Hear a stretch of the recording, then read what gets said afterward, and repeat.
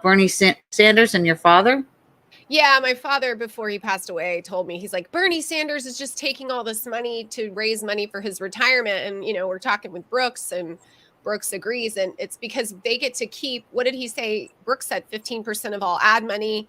Plus, they're living high on the hog while they're doing the campaign because they can just spend it and everything's kind of an expense. So Yep. So the Millionaire Koch family's libertarian policy advocacy group, Americans for Prosperity in Action, has said it's pulling back its financial backing of GOP presidential candidate Nikki Haley following the former South Carolina governor's performance in her home state's primary on Saturday, in which she trailed former President Donald Trump, the Republican forerunner, by 20%. Americans for Prosperity CEO Emily Seidel said on Sunday that the group's policy arm had decided it was time to take stock of its campaign spending.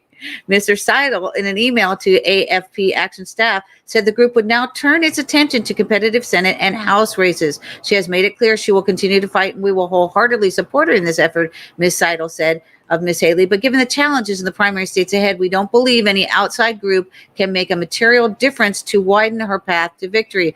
AFP last week was criticized by Vivek Ramaswamy, former GOP candidate who has since pulled out of the race, citing clear support for former President Trump in the early GOP primaries, who questioned why AFP Action was backing Ms. Haley and opposing President Trump. I think it's very disappointing that that network has thrown its support behind a candidate who does not even stand for the principles that they claim to embody, they told the Epoch Times. And that will pretty much do it for the news segment today. So, Heather, any final remarks? We have like 1 minute.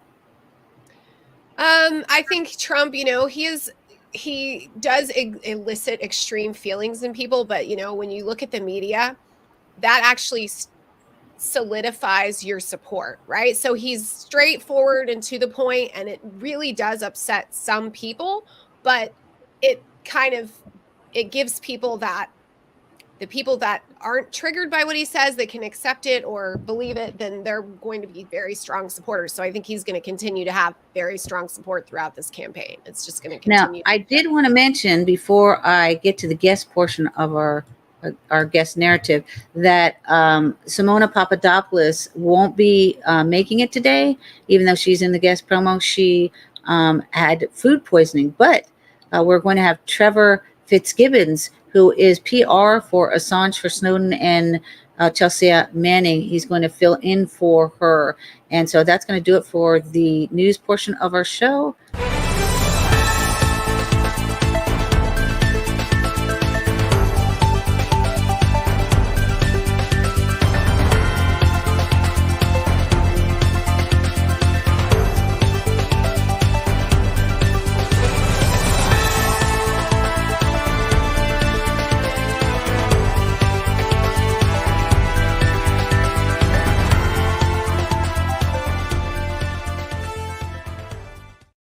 And now to tell you who's coming on the show. And away we go with a shot of espresso. Good day and welcome to the Awake Nation guest interviews with guests who defy the mainstream narrative.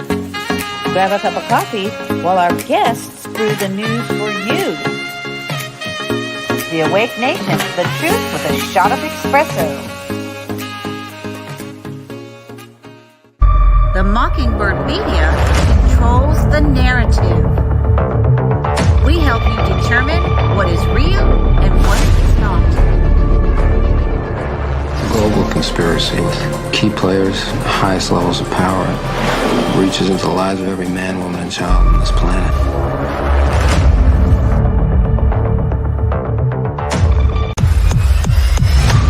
Yea, though I walk through the valley of the shadow government, I will fear no Satans.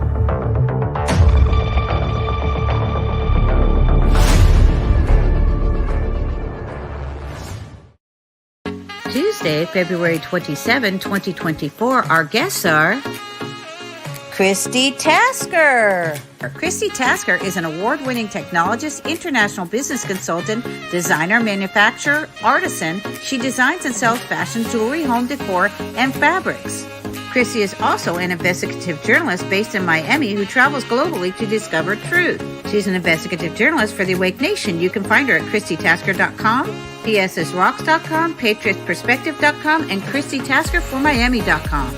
And don't forget Banana Republic News with Christi Tasker, independent investigative journalist and reporter for The Awake Nation. Banana Republic News. We don't monkey around with the truth. Our next guest is Dr. Reg McDaniel. Dr. Reg McDaniel is a retired physician who developed the plant ingredients in New Eden. New Eden supports the normal functions of the human body by increasing the supply of nutrient molecules used in cellular synthesis to assemble bioactive compounds that operate the biochemistry and physiology of life. You can purchase his book, The Gift, A Primal Provision, on Amazon.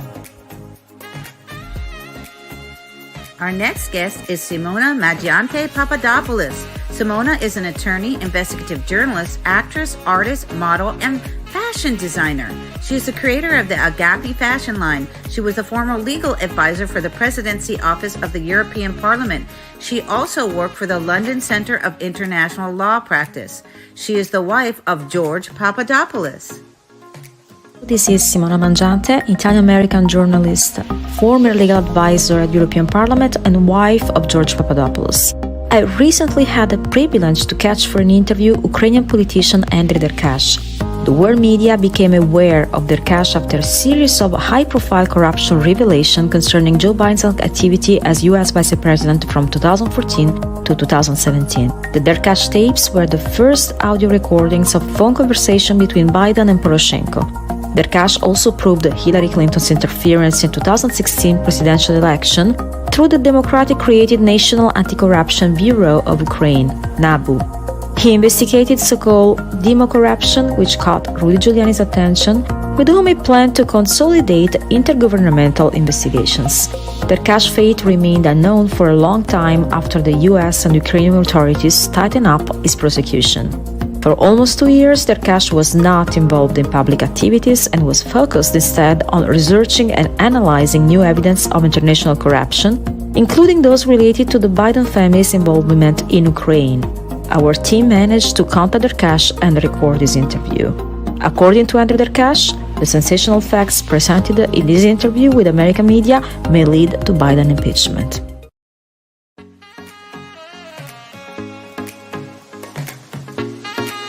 Our next guest is Luke Jackson. Luke Jackson is a classically trained actor from New York who studied the methods of Meisner and Chekhov. Luke has performed on the legendary Globe stage. Luke was cast in the lead role of the film Stay Single, directed by Peter Macaluso.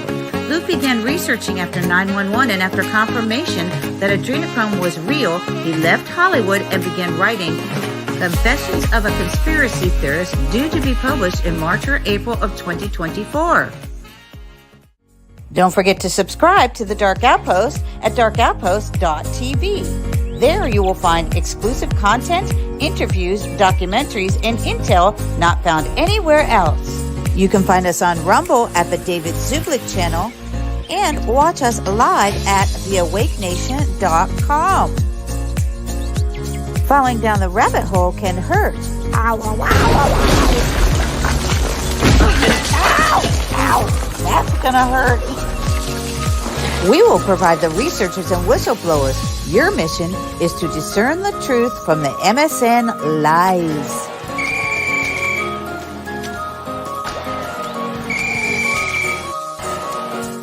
And now for the interview portion of The Awake Nation. And awake we go with a shock of espresso. It's showtime.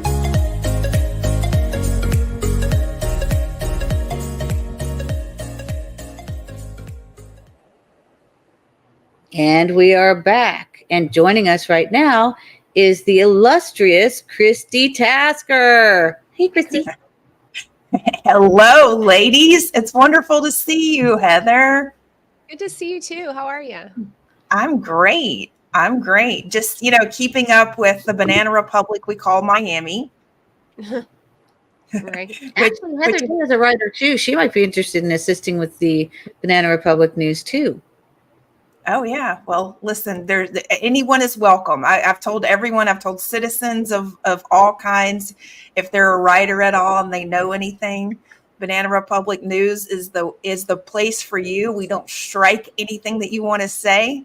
You just have to back it up with evidence, which most people have. It's kind of easy these days. They're kind of doing the work for us by outing themselves, especially here in Miami. So I've got an article I want to bring up, because you guys are not even going to believe this, what's occurring here at this very point in time. So for those of our audience members that don't know, Miami-Dade is one of the few counties in America that has no sheriff, but our Miami County mayor is actually the sheriff right now. She's the sheriff badge holder. She could be, arresting these criminals, investigating them, standing with people. But instead, she wants to hold on to that badge so hard that she has advocated for her current county, or not the current, but let's say the former county police director. Okay, she wanted to advocate for him to be the sheriff. His name is Freddie, and Freddie shot his eye out because Freddie had a little meltdown. I remember this story. He tried to kill himself. Yeah, he tried to kill himself, and he still has his gun, and he's still working for the department. So you got to be kidding me. No. So wait, are you saying they don't normally have a sheriff like as part of their structure, or they just don't have an acting sheriff right now? Okay. Okay, Heather, first of all, say you, okay, because I'm here in this Banana Republic living amongst it, okay? Just to clarify, we're not just reporting on Miami, we are living in Miami. We're living in this saga. Mayor of Miami. Yeah, I'm also running for mayor of Miami, and I'm also running for the Republican Party, the seat at the state level, which is called the state committee woman, because we have the longest running state committee woman in the entire United States. So it's absolutely absurd. It's unheard of. And we have to, everything starts at these party levels, everybody. This is what I want everybody to know. Thank you for bringing that up, Penny, and reminding me from what I'm running for, because, I assume that the majority of our audience already knows that everyone that's in the political arena is running from you. So yeah, exactly. Well, not everyone these days. Actually, I have some news on that too. Not everyone is running from Christi Tasker. I would just like to say it's only the Uniparty at this point that's running from Christi Tasker. The rest of them have realized, holy crap, this woman knows exactly what she's talking about.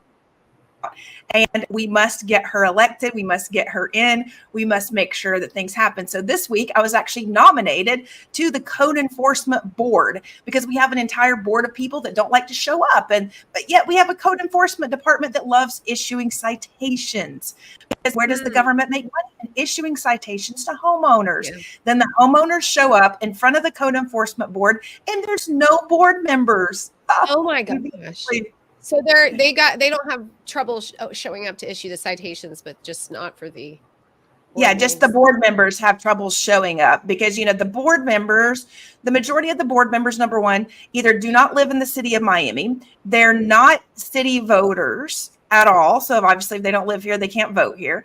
And if they are living in the city of Miami, they're renters. So they don't have a property to really take care of. So do you think they're really going to treat your situation like as if it were their own? No, not really, because they're there working for their friends.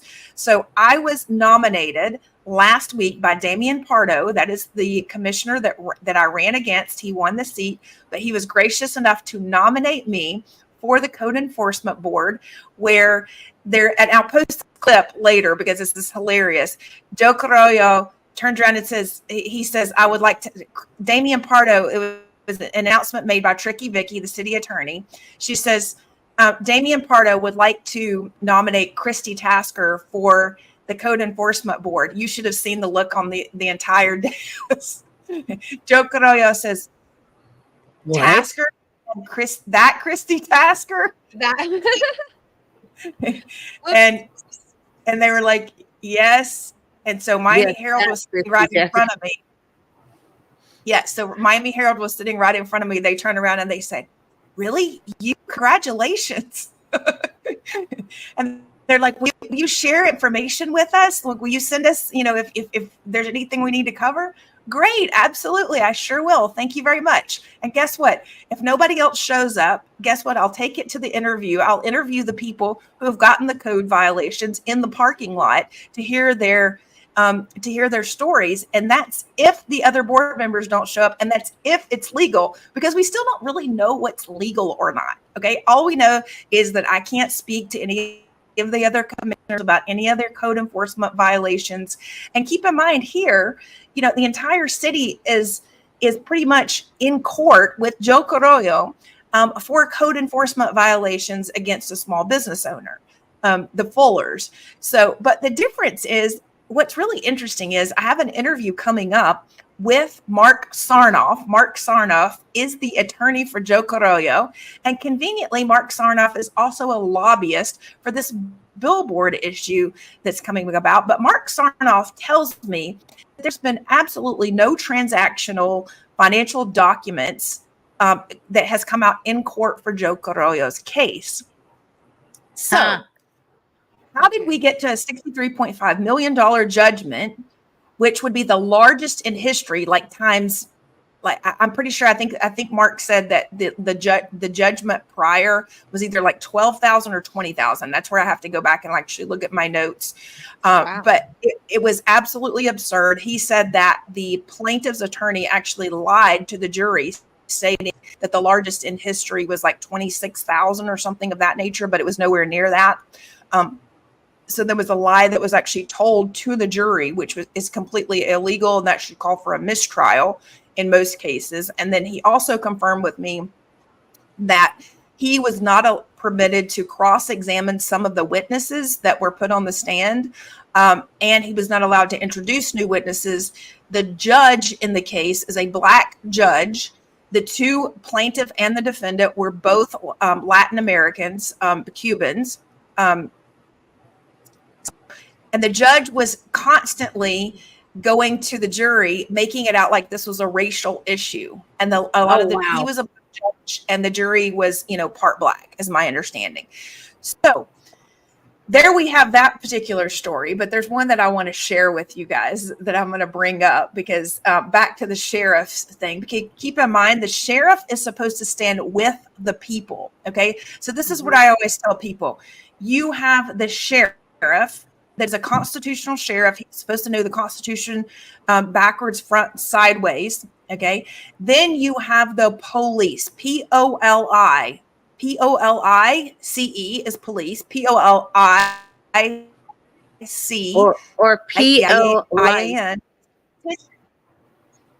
Yeah, but politicians. So the point is that the police are working for the politicians. It is known that is the hierarchy. That is no conspiracy theory. Okay, so we've got a bunch of rotten bananas here running around Miami-Dade. And I said that we are wanted, a Miami-Dade County Sheriff's candidates, dead or alive. Instead of a reward, the cost for them was $3,000.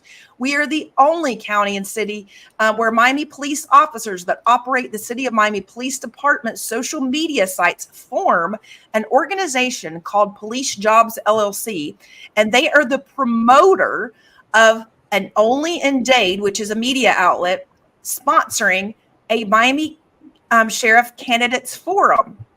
It's no joke, really. Only in Dade can two of Miami police officers form a police company, slap a $3,000 price tag on democracy, and partner with media outlet Only in Dade, founded by a man with a criminal history and Emilio Estefan.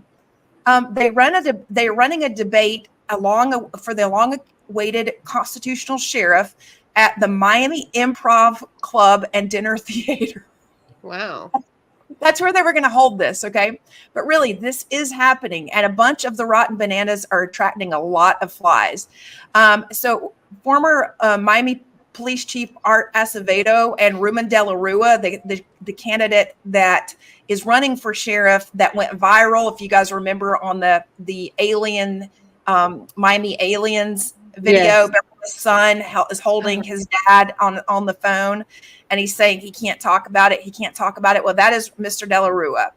So a letter was sent to Miami-Dade sheriff's candidates involving only in Dade from Police Jobs LLC. According to the February 16th, 2023 letter turned over by a whistleblower, all registered sheriff's candidates receiving the letter from the company called Police Jobs LLC. It was written by a city of Miami social media cop who does not live in the city. His name is Umset Ramos. The letter stated that candidates were being contacted simultaneously on this date. To me, the letter sounded like a ransom letter. It said that the sheriff's candidates that wanted to participate, they should express their interest and pay a $3,000 non-refundable deposit in 1 second.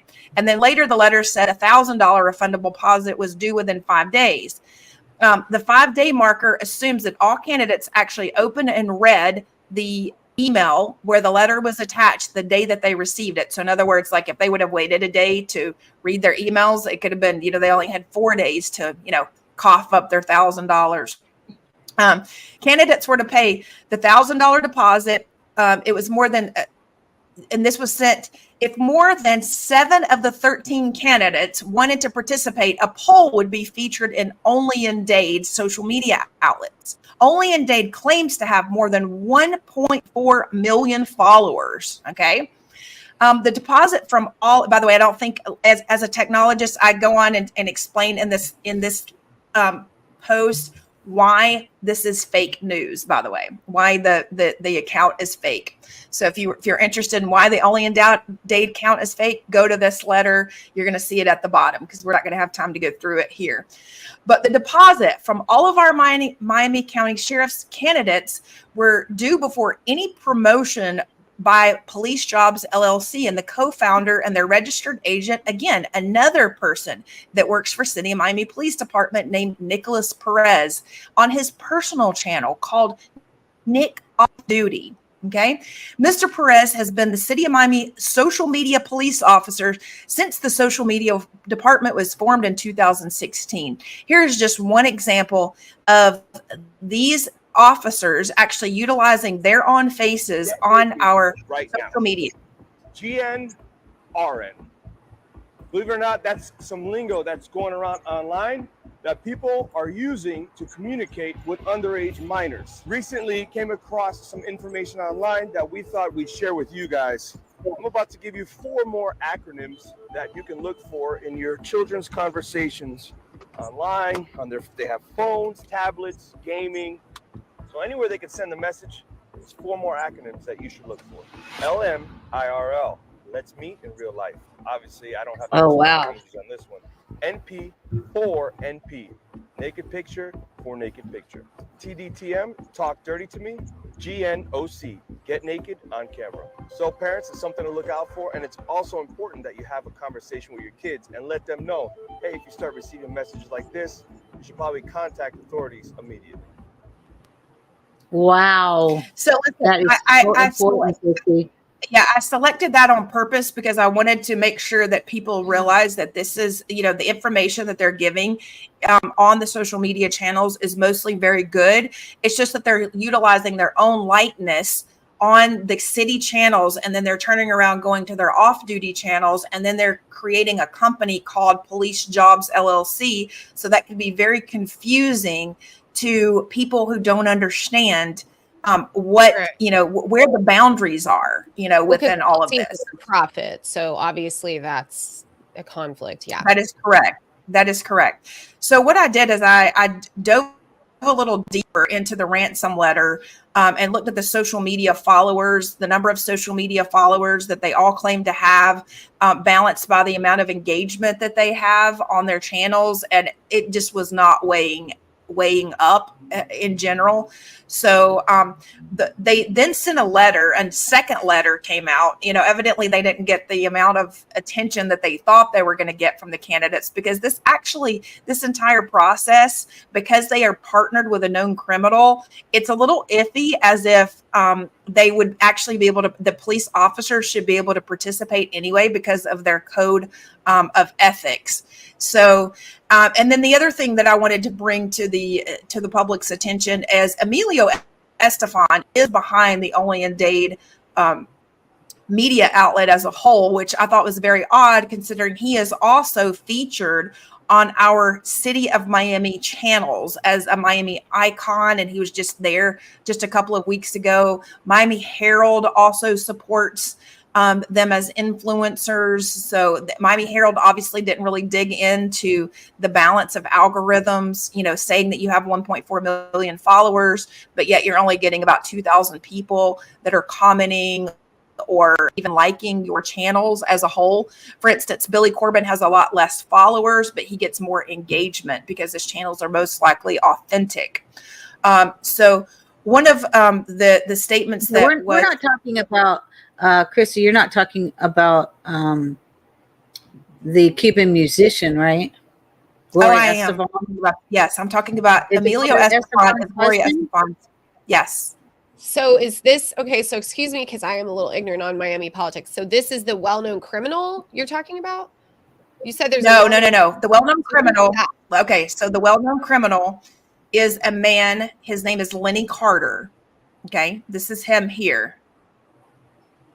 Lenny Carter is the one right here to the left. What was he convicted of? What's his? He has a pretty long rap sheet, so I'm not going to get into everything. But the point is, he served time in jail. How is Emilio Estefan, the singer?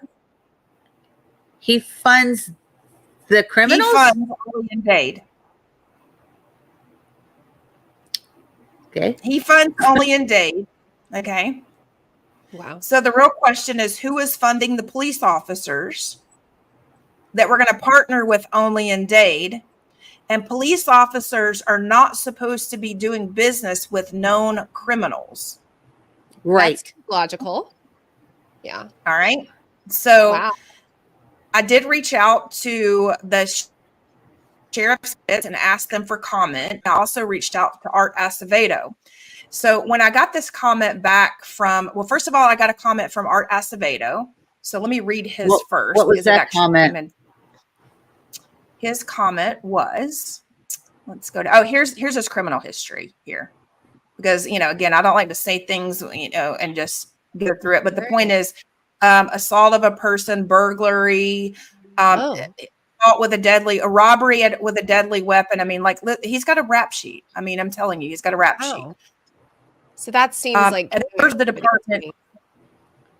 Yeah, the members of the department are prohibited from knowingly associating on or off duty with any persons who are under criminal investigation, except for rising out of domestic relationships, incarceration on parole or probation, prostitutes, persons engaging in criminal activity, excluding traffic violations unless the scope of the official police duties where avoidable with family relationships, or the association involves a person who is not a spouse or blood relative of a member, but in the opinion of the police chief, this is an opinion, we're based things on opinion. So I did reach out to the chief of police, who's not responded back yet, but I do know that they did get my email. They confirmed, the police department did confirm that they got my email. And then I also reached out to people that I know the police chief directly to see if he wanted to comment before this was released. So I asked the police chief, does participating in a business or hosting a collaborative event as a police business conflict with the City of Miami oaths of office or department code of ethics? I believe it does, especially based on Art Acevedo's responses. And then I also asked, did the officer seek the Miami Police Department's approval of the LLC station?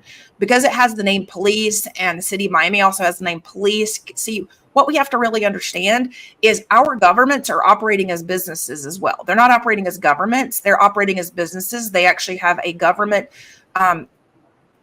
the government tax identification number operating as a business. So it's very important for people to understand that. And then I said, I also asked not only Acevedo, sorry, I actually asked Police Chief Morales, does the department allow officers to further promote themselves and the police likeness or the police name with prior convicted criminals? Because it's, that's the part that's a little unclear there. So we've not gotten a response back from him on that. And I offered to update the article as soon as we knew more.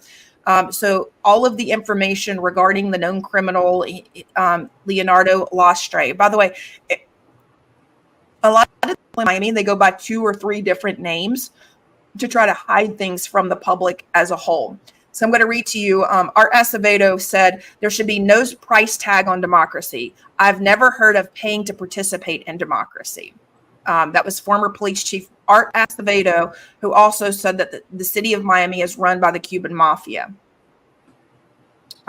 And then the quote that was supplied to us by Ruben de la Rua, who is the candidate for sheriff that I most like, is Miami-Dade Sheriff's candidate Ruben de la Rua, the only candidate with prior sheriff's office experience, stated, I am in receipt of the only in Dade and police jobs poll debate invitation for sheriff's office candidates. However, while doing my due diligence and after some findings, I chose not to participate. I pride myself on being the only sheriff's candidate and to bringing transparency and accountability to the Miami-Dade County Sheriff's Office to protect and serve citizens. Participating in this event would go against my personal morals and professional ethics. Wow. So that's what made me look into, is this legit? What are they doing? No other sheriff's candidates, they did not comment at all. Seems like they don't even care about how it looks. I mean, No, I'm intrigued by the Estevan crossover. He was also in November of 2015, President Barack Obama awarded Estevan the Presidential Medal of Freedom, the nation's highest civilian honor. We are running out of time. Christy, where can people find you? Well, they can find me on bananarepublicnews.com and patriotsperspective.com. Make sure that you follow me on social media on both. And there's one other little tidbit I'm going to drop for the audience.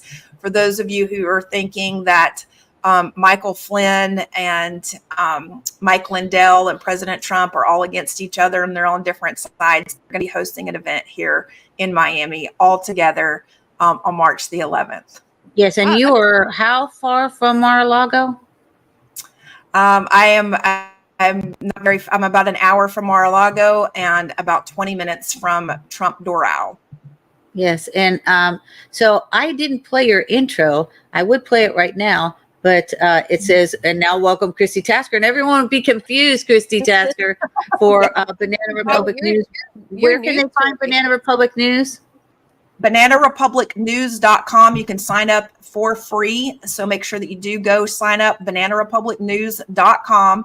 Make sure that you also sign up for PatriotsPerspective.com. There's 2 different types of content on both channels. Most BananaRepublicNews.com is mostly from Miami or things that should absolutely not be. And Patriots Perspective is a lot of different perspectives and also my research regarding Megan Walsh's case and the judges involved, the attorneys involved, the health care providers involved. It's beyond mind-blowing. And thank you very much, Christi Tasker. I'm sending you my ardent love and admiration. And we'll see you again next week, same time, same bat channel.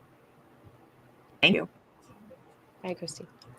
What a And we're going to take a very short break, and we'll be back with Dr. Reg McDaniel, and he's going to tell us about the new Eden supplement.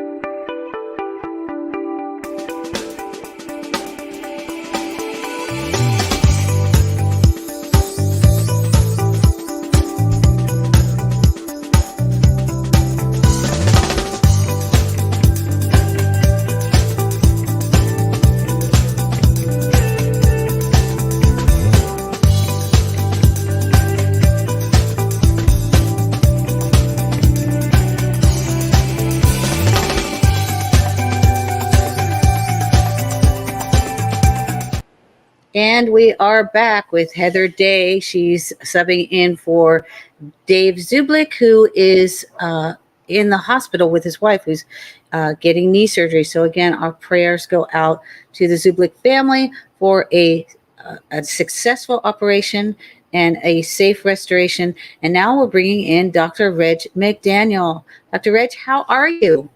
Hi. Wonderful. And every time I hear Christi Tasker, I'm reminded I'm so glad I never got involved in deep politics. Right. Yeah, I was blown away by her story about seems like blatant criminal activity. So Yes, she actually is one of the bravest people that I know. I've known her for several years now, and she is fighting cartel. She is fighting essentially the mob because they all settled. I'm from Miami, Florida, so they all settled there. And I said that I was born in 1958, and in '58 they had more CIA in Miami than they did in Langley. So we're gonna bring in your presentation, and Heather's gonna run it. So what slide are we on, Reg? Well, I think maybe Heather ought to have a little bit of introduction to what we're doing. I hold in my hand about a 2-pound protocol for a clinic in India that a bishop from India came to my office twice because there are millions live in India on less than $1 a day, and the government is responsible for healthcare in the country. And he wrote a pamphlet that there's no way there are not the resources in India to ever take care of these people that are living in destitute poverty. And in this protocol for a study to be done in Kerala, we have not only what the study would be in these poor people, but it's supported by tabs in the back of this that we're going through at the request of David of supporting documents that the white box effect that I observe, that's just a theory in my head, is that if you improve nutrition, there are programs in the genes that will address the most serious health challenges down to the most minimal, like there's an internal wisdom to decide what is most vulnerable in the body, like infections would be the first thing that would be corrected by more comprehensive nutrition. And few people realize in the United States before sulfa drugs and antibiotics that death from infections was number one cause of death. Now we've got cardiac disease and cancer and other things. So if we'll just jump to number 10 in the slides, we have, as we've been going through it, as David requested, and we had just, this is the study that will be done in the Kerala clinic in India. And if you'll go, I'm trying to find out where the tab number 10 would be up above. Yeah, here we go. Next one step further up. We had just got through the autoimmune diseases and the published papers that support that myasthenia gravis, which is one of the simplest to address with more comprehensive nutrition. We had a paper published where in 10 months there's 57% improvement and about 80% at the end of the year. And also we had a study there published of lupus erythematosus, another autoimmune disease of 26 patients. And they varied in age from 21 to 67. And for its aches, it was 100% improvement. For fatigue, 95%, and arthritis pain, 95%, plus other improvements. So as we go then to number 10 is the test scores that we can show that, for example, in Chicago, we have a published paper here attached in this tab of 41 students in a private school attached to a church that had a total 1% grade increase just by improving nutrition in these students, which on the surface may not sound like much, but Kentucky spent about $60 million trying to improve grade level and failed. And then up in Wisconsin, they tried. They said they didn't do it right, and they spent about $160 million and could show no benefits. And then California said none of them are doing it right. We will dedicate $1 billion over 10 years to improve academic performance. And at 5 years, they had not been able to show anything. But that's in the tab, and we show that we have incredible improvements with more comprehensive nutrition, and nearly all these children were either on some drug for attention deficit disorder or hyperactivity syndrome.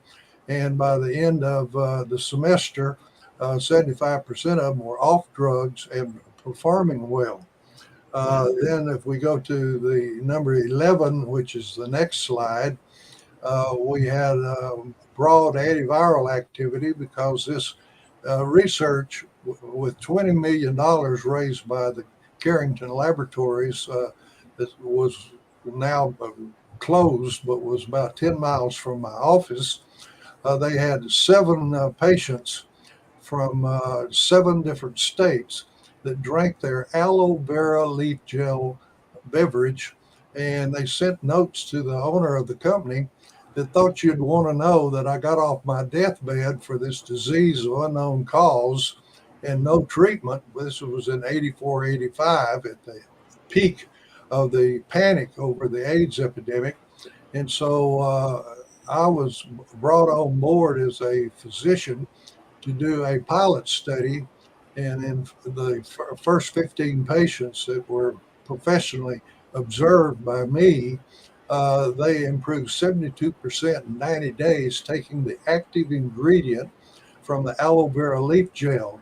And then we have other evidence in this tab that not only did hepatitis improve and all evidence of the enzymes in the liver turned normal, we had Lyme's disease, which is a very challenging problem in the Northeast, spread by ticks. That we also had not only tuberculosis respond, but drug-resistant bacteria and tuberculosis responded, because this active ingredient from the aloe does not attack the biochemistry of the infectious agents. What it does, it boosts the host defenses of the body. So therefore, the having drug resistant to drugs doesn't get involved because it's not attacking the infectious agents.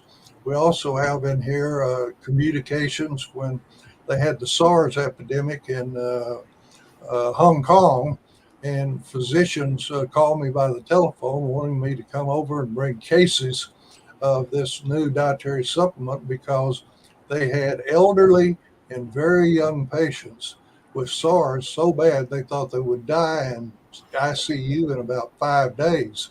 Well, one of the distributors for the company that I was a consultant for sent them our formulation of the time of built around the aloe vera acetylated mannose, and those patients, the older ones and the young ones, went home free of symptoms in a week instead of dying. And unfortunately, I didn't get to go because a research director from one of the big drug companies flew in with apparently unlimited funds and tied up everybody in Hong Kong to test 3 new potential drugs against SARS. 2 of them didn't work at all, and the third one that worked developed drug resistance very rapidly. So that's in that tab. Then we go to the tab number 12, which we have here, which is built around research done in the Soviet Union behind the Iron Curtain, and they call them adaptogens. that allowed the body to adapt to the situation that is causing employees to not be able to come to work.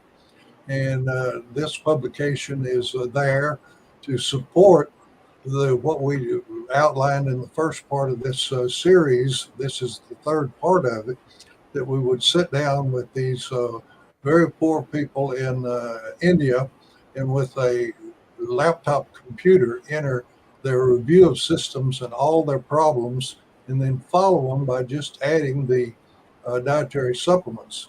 And so that's the end of the tabs that are in this protocol that unfortunately never got implemented because Bishop Abraham Karnak tried to raise funds to do the study in Kerala, and he could not find the sources to do the studies. So the next point I wanted to go to is why this bishop came and visited me in my office here in Texas twice. And go back the previous slide, please. The title was that it's a long story, and I can't tell you in 30 minutes how I got invited to do a presentation for the United Nations Office for Food and Agriculture in Rome, Italy. And it was the title of the presentation for this United Nations conference was Modern Dietary Supplementation Provides Promise for an Economical and Effective Means to Improve the Health Status of Mass Populations. Well, that economic and effective is what really attracted that bishop that I worked with.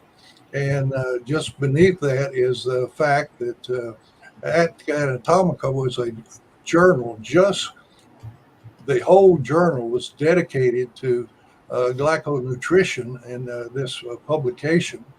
And I was amazed at all the papers that they put in here, that they, even at fertilization, that the sperm is attracted to the egg by the sugars that are on the surface of the egg and the sperm, and that in the development of the embryo, as the different layers develop for the organs and all, cells move around by these sugars. And the importance of this is, when I was in medical school, it was just a little paragraph in our medicine book that sugars are burned for energy to operate the body.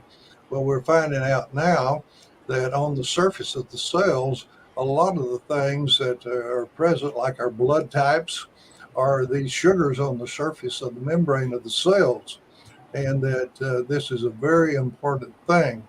Okay, let's go to this. I want to give you some key points from this lecture that were put into a scientific poster. So let's go to the next slide. In this, it points out that in a article in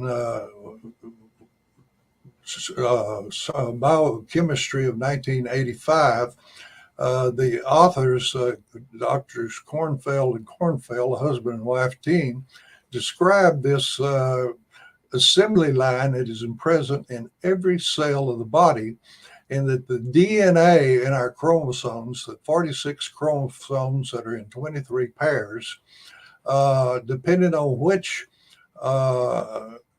gene is activated, this little assembly line, which is essentially an ultra micro factory to make biochemical compounds from nutrient molecules that have to be in your diet to hook them together, that hormonal and neural input comes into the cell to say what needs to be synthesized to either protect the body, regenerate the body, or defend the body. And there are three basic steps in this assembly line. The first one right above the cell there is called the ribosome. And then it goes, nutritional development of the molecule goes over to the one at the top, which is the second step, called the endoplasmic reticulum. And then to the far right are the membranes of the Golgi that finish off the synthesis of compounds made from nutrient molecules that need to be supplied in the diet. And that's what we would do for these poor indigent people in India.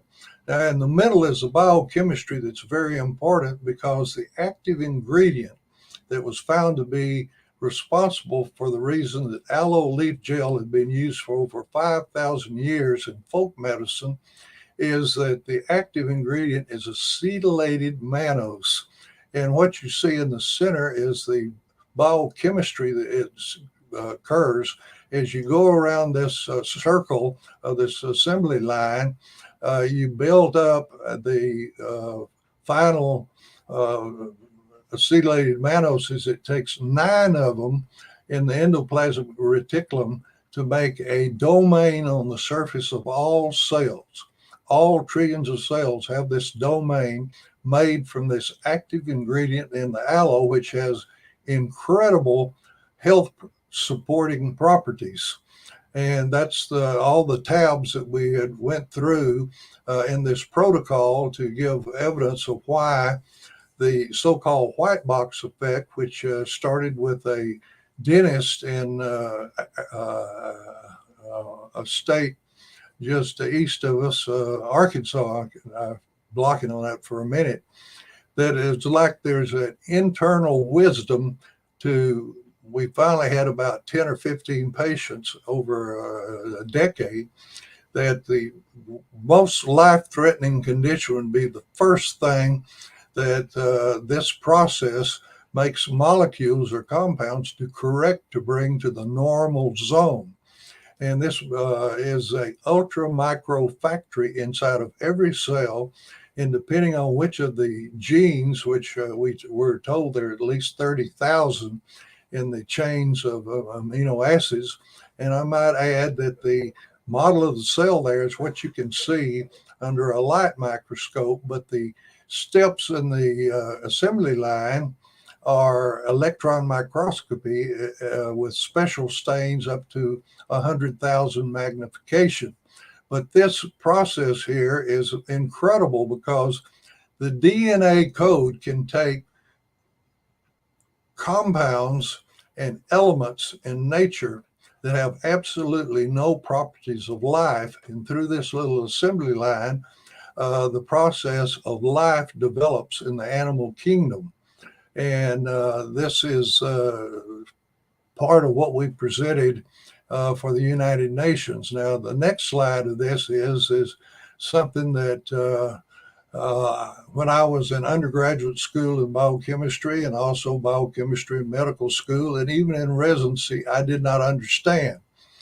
But you see a red line that goes up from the bottom. And what this equation where it says V max, and then it says S divided by S plus Km, equations like that doesn't mean much to me, but this curve describes what it is.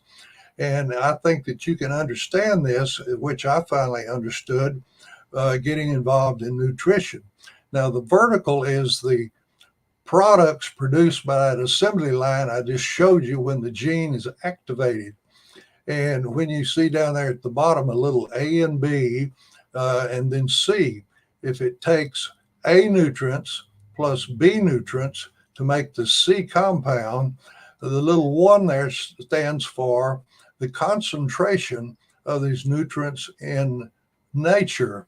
There's a lot of water. If you've ever cooked spinach or kale or green leafies, you know you can hardly get the lid down on the pot, and you get up hot steam and water is driven off, and it's just a little bit in the bottom. Well, there's a lot of water and fiber in nature. However, if you extract the nutrients that the cells use on the assembly line that we just showed you, you have A prime and B prime. You've got more of the A nutrients and more of the B nutrients, and you can make more C nutrients. And if you notice the bottom line, it's time. You can make more of them in less time, and that's the power of this Michaelis-Menten equation, which defines the rate at which genes on this little factory makes compounds to correct deviations from normal. And on this first condition there, number one, we have, for example, type 2 diabetics that have sores on their legs and all kinds of problems and poor circulation. And doctors say that we're going to have to amputate either toes, feet, or below the knee or the whole leg.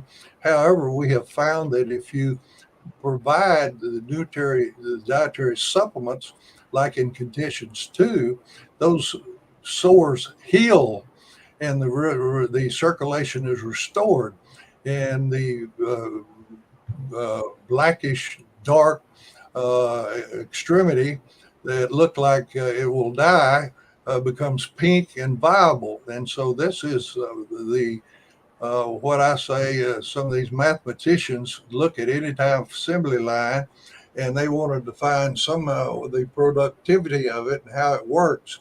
Well, this is very important, and this was included to try to get across the incredible power of more comprehensive nutrition that is achieved through dietary supplementation, which is conditions 2 there, which we put together in our dietary supplementation that I have 38 years now focused on this problem, and I've put together various nutrients that are low or missing in the American diet, and you get these benefits that are present in the protocol that we want to show with the poor people in India if we could just get the money to do the study. The next slide, let's go to. Here in Texas for about 40 years, there was a researcher at the University of Texas named Roger Williams, and he got his PhD right in the middle of the Depression. He couldn't find a job, and finally he was able to get a job with Fleischmann's yeast. And what he was to do was to understand what the flavors you got from yeast activity, processing various carbohydrates, primarily sugars. And he came to the conclusion that these living cells make various flavors based on what they are fed. And from this, he leaped to the recognition that the human body heals itself, and nutrition provides resources to accomplish the task.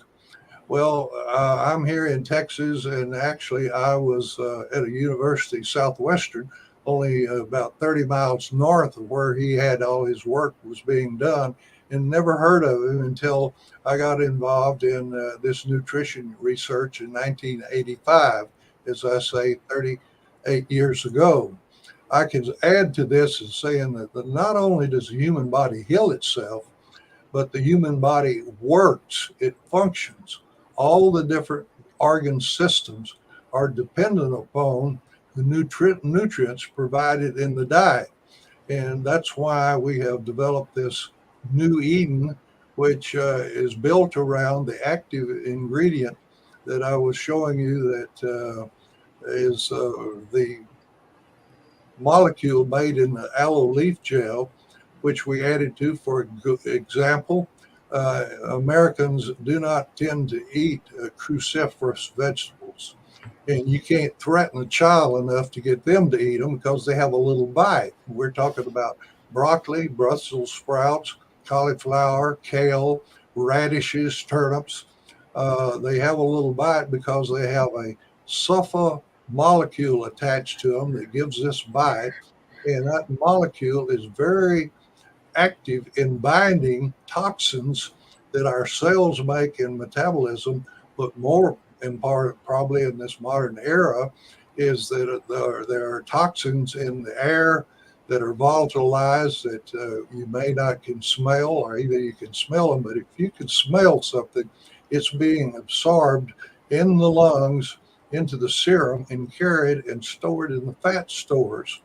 And so this is added to the aloe plant and with other molecules, for example, from the cherries. I was guided by various individuals that were distributors in the company I was medical director for, that when we provided the supplement built primarily around the aloe group, they would find something in another company that was their flagship product. And I would remember that they only began to respond and keep that in mind as something to add in the future, which I have done. Also, the FDA has attacked a number of companies saying that you've informed the public that this supports or changes abnormal health conditions. And they tell them we were going to shut you down or penalize you if you don't quit putting this onto your website. Well, this alerted me to put that in New Eden, because the final product is incredible what it does to restore the body's health. And now the biggest, I would say, topic in the area of nutrition is the so-called blue zones identified by the World Health Organization and National Geographic. And we'll soon have another session on, I have been provided a book by the individual that got the initial grant from National Geographic to search for places where the individuals live longer and in higher quality of life as they get to be 90 and over 100 years of age. And that's what more comprehensive nutrition can do. One of the longest things that the human beings have been able to search for and try to find is how to live longer and in better health. And that's amazing, Dr. Reg. Where can people find you? We're at the end of the hour. Well, where can they find it? Yes. My website is capital R and the rest is lowercase R McDaniel, McDaniel, at wellnessquest, wellnessquest.org.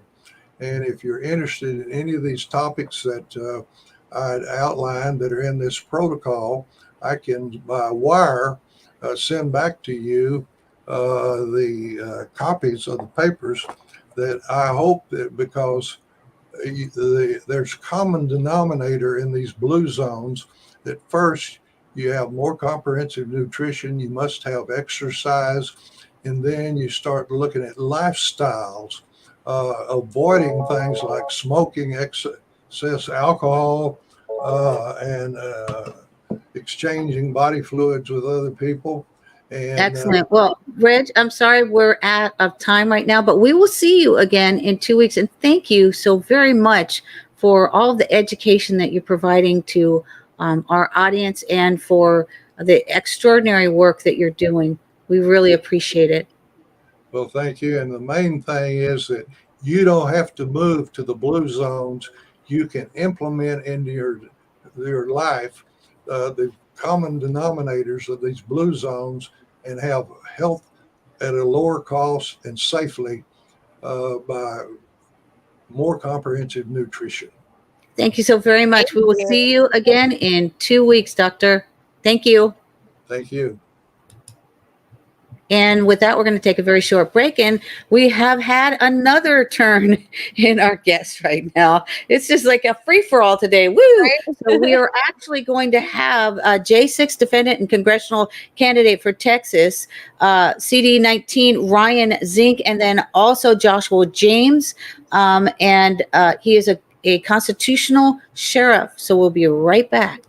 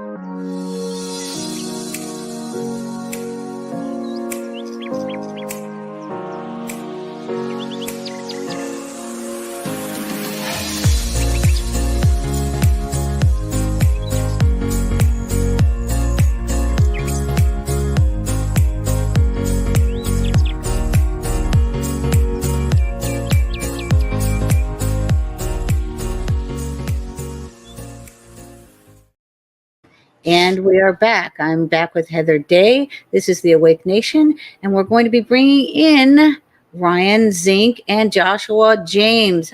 Good evening, gentlemen, or shall I say good afternoon? It's good morning for us here. Right? You're actually, it's still morning for me. It feels like afternoon. It has been a wild day so far, switching guests in and out. So, how are you, gentlemen? And can you tell us, Joshua, how are you? I haven't seen you in a long time. Doing well, staying busy, working on this guy's congressional campaign. But we've been all over the country. We did the trucker convoy recently down to the border. And, yeah. How was that? It went amazing. Yeah, it was great. I had a couple of people that were down there that didn't actually respond. One was, I think, James Bradley, but he went to the trucker convoy in San Diego. He's in L.A., in the L.A. region.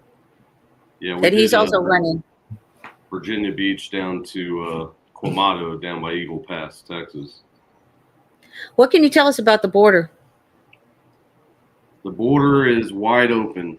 Greg Abbott is, it's definitely a distraction. You go 5 minutes in either direction, it's wide open.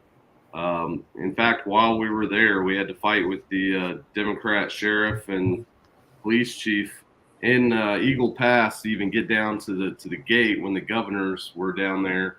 They had the 13 governors in Abbott.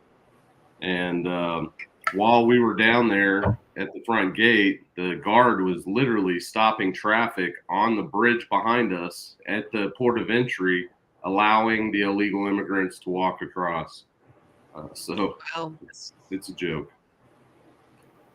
I'm looking. I had read something. I think Trump was supposed to be at the border today, or is it today? And then Biden was supposed to be there too. Well, Biden's supposed to be in Brownsville, which is okay. It says Biden and Trump to hold competing trips to the U.S.-Mexican border. It says Thursday. So, in 2 days. Maybe it is. I guess it's Thursday. Thursday, okay.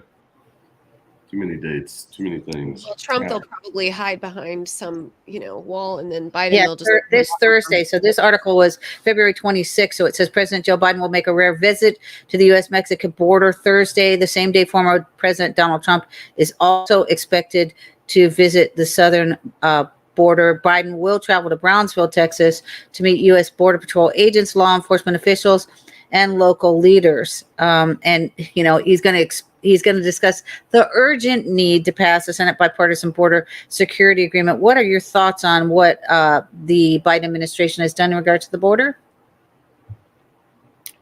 Well, I'll field that one. They haven't done anything. Alejandro Mayorkas, I believe, has committed treason against the United States for his negligence involved at the border, and I believe that Joseph Biden is involved in that too. And I think that the difference between the two trips is that Donald Trump is going to be out with the people and Joe Biden might be in a gym somewhere.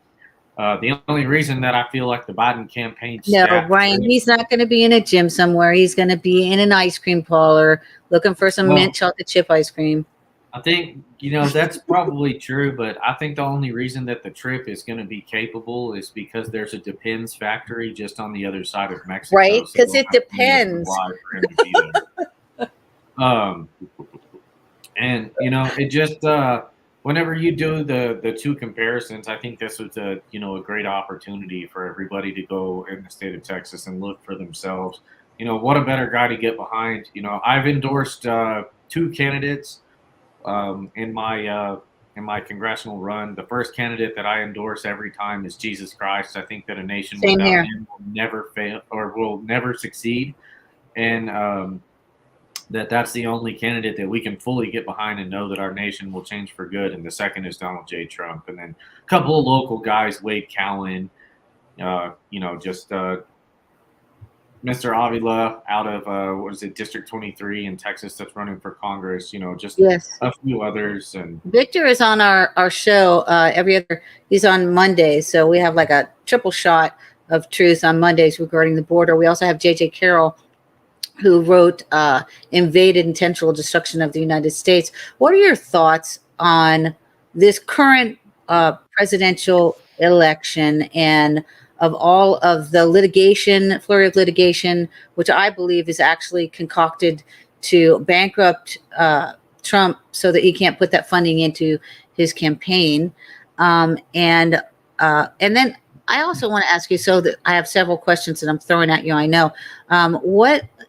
What happened to you on January 6th? So the presidential election, I feel like, is everything that's targeted at Trump. It's you have a sitting president, his errand boy, Christopher Wray, and Merrick Garland, who are not only going after the number one presidential candidate, but also the supporters. And this is why they throw felonies at us, is to make sure that we can't vote. So they're systematically taking away the First Amendment right, but they're also doing that while eroding your religious freedoms as well. And so this is very strategic. This is very targeted. This was not something that I feel like this was designed to happen for a couple of years, and that this has probably been in place since even before like the George Floyd riots or Portland and everything. Because if you look at, they already knew what they were going to charge people with. They already knew how they were going to come in with their shock and awe campaigns with the FBI. They were going to use big, bold, and flashy words like insurrection, even though no one's been charged with insurrection. Yes, and did you notice that when they were speaking about it, they had this little thing that they kept saying, Trump's erection. They said it over and over again. It wasn't a slip of the tongue. Yeah, and so you see this very, very organized, very strategic media blast. And if you're a media student like I was a senior at Texas Tech University until I was not allowed to come back to school over January 6th. I had 8 credit hours left, by the way. Are you telling me that you were dismissed from school and you couldn't continue to matriculate your degree? They won't give me anything. Like I asked for transcripts. They told me that I had to pay my full amount up front before they would do it. And I've already been told by somebody who's on the board that even if I come up with the money, that they're not going to allow me back in school. So yeah. So basically the way that I see it is they owe me $75,000. Is it because they have said that you are a terrorist, domestic terrorist? So there's never been an official statement from the university. There's never been really anything to happen. They even refused to comment when I was arrested on January 6th.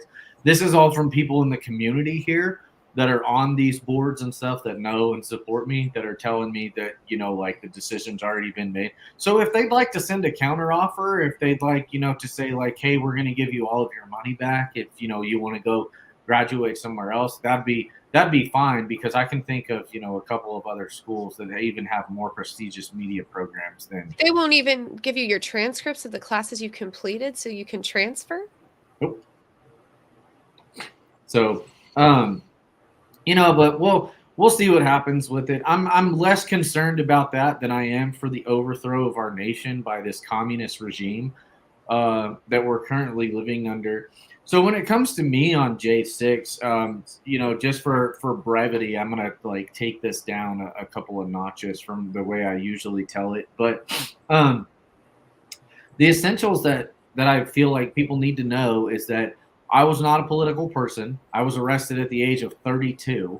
I had only voted one time in my entire life up to that point. I voted for Donald Trump whenever he was running against Hillary because I saw who Bill Clinton was, and I thought to myself, what kind of woman marries and stays with a man like that?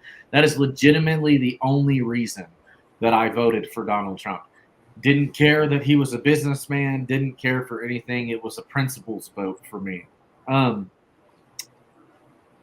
I was not a political correspondent. I've never covered a major event or anything. I was a sports broadcaster, and that was what I was working on. Before I got hurt, I got hit by an impaired driver who severely messed up my neck and my shoulder.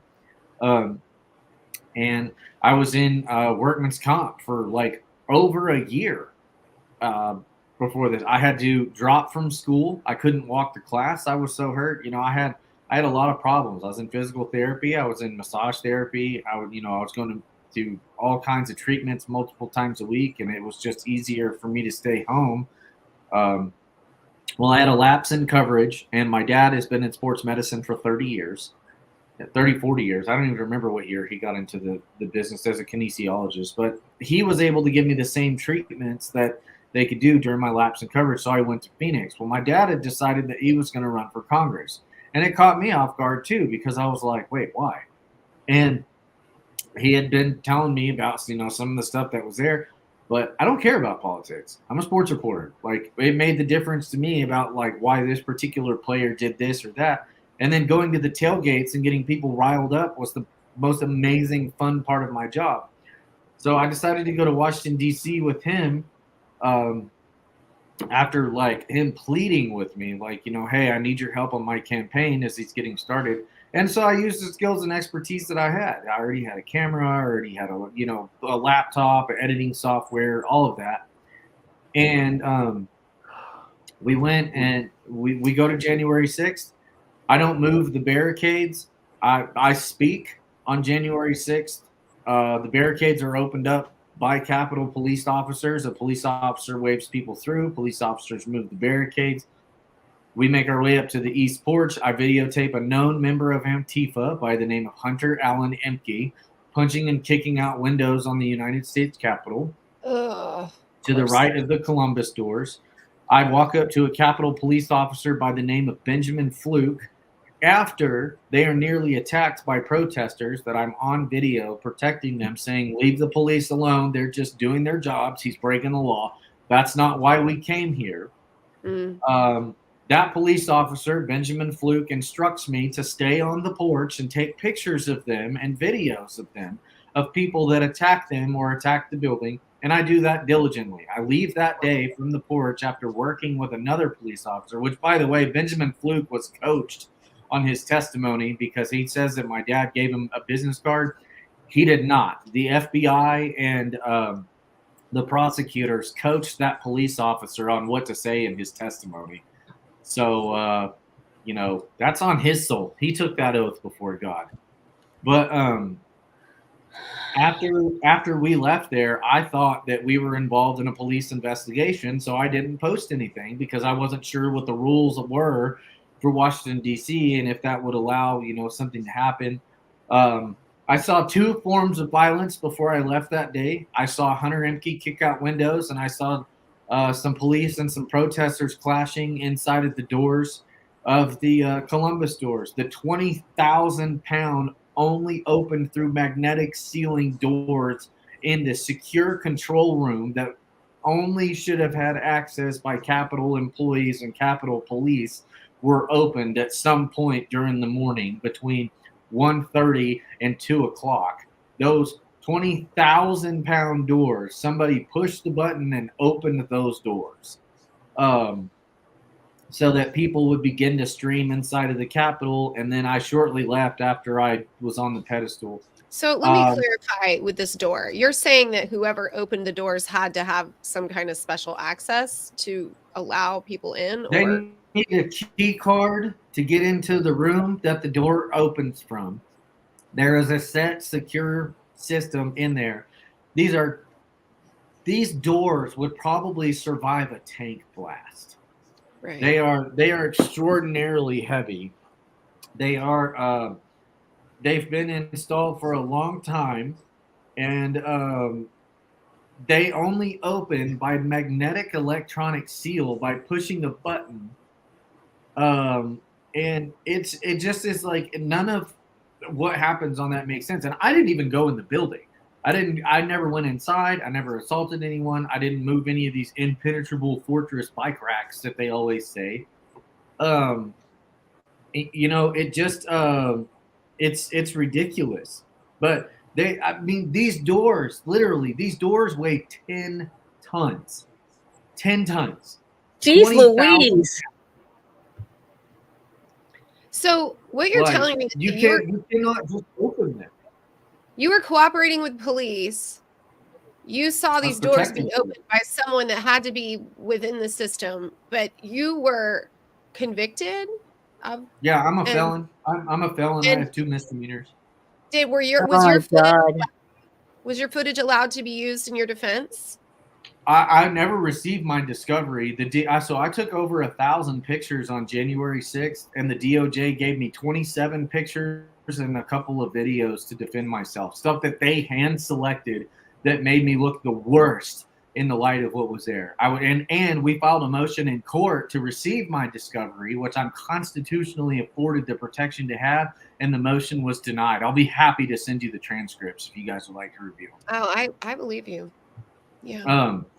But like it doesn't make sense that the Columbus doors that have a transom, with the transom, they're 16 foot 8 inches tall and 9 foot 9 feet wide, 20,000 pounds, 10 tons, electronic and magnetically sealed doors of the Capitol are open. That only happens by one thing, by design.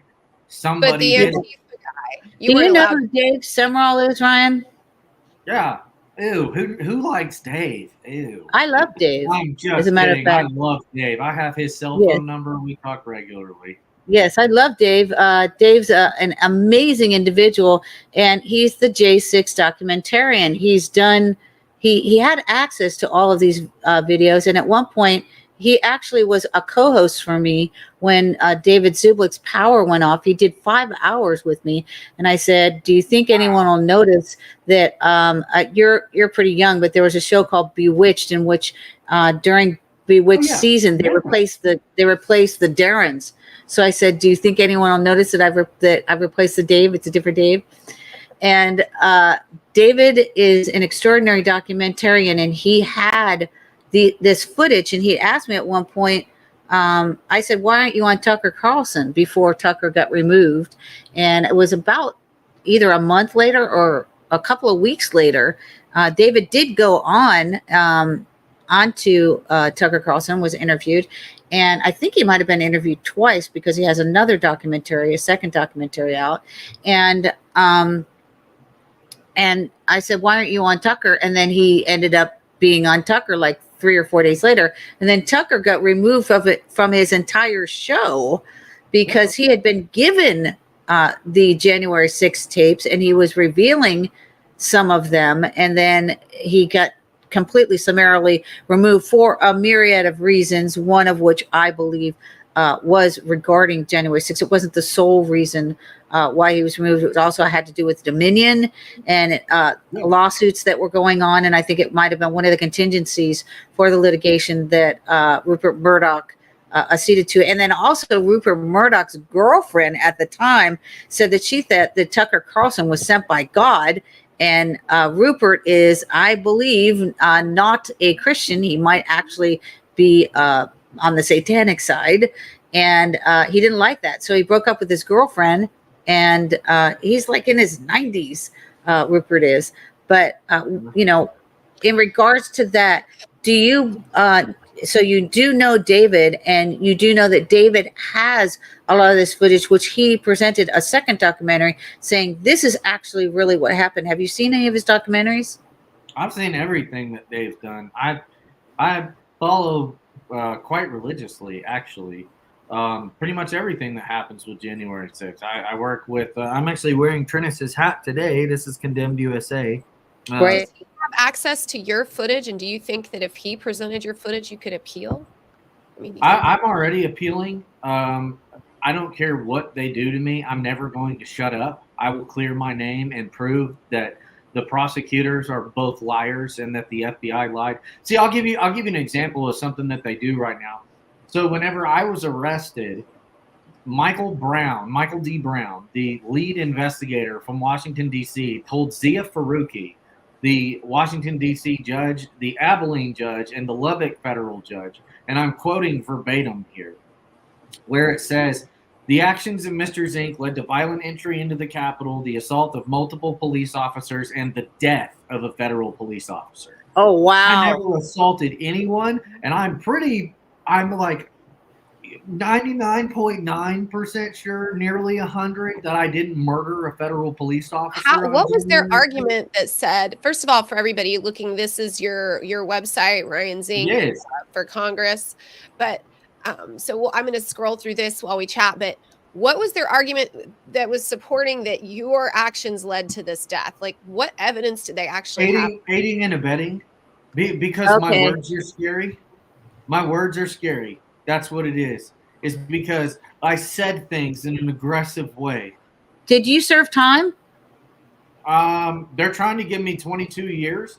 Holy moly. I've already been behind bars for 2 months. And during the 3-week stay that I was at the Gulag in Washington, D.C., I complained about, so I was put into a cell that had urine and feces all over the floor. Oh my And God. I complained to my attorney, and it not even mine for the first 2 or 3 days. And I complained to my attorney because they wouldn't bring me a Bible and they wouldn't like fix the plumbing. So I finally got moved cells, and they retaliated for me asking to move cells, and they started putting chemicals in my food, and they were putting like bleach and Fabuloso Oh my or just gosh. like whatever they could find. Oh, it gets worse. So I go days without showering, no book. I asked for a Bible like 150 times while I was there and never received one. And I started getting sick from these chemicals. And I finally figured it out because like bleach has a pretty distinct taste. I think that we've all, had to experience something with that from the smell or from anything else. And so I started rinsing my food out in my socks, because I could like keep everything together and it would like take the chemicals out of there. And so they after this, well, I finally got another attorney call, and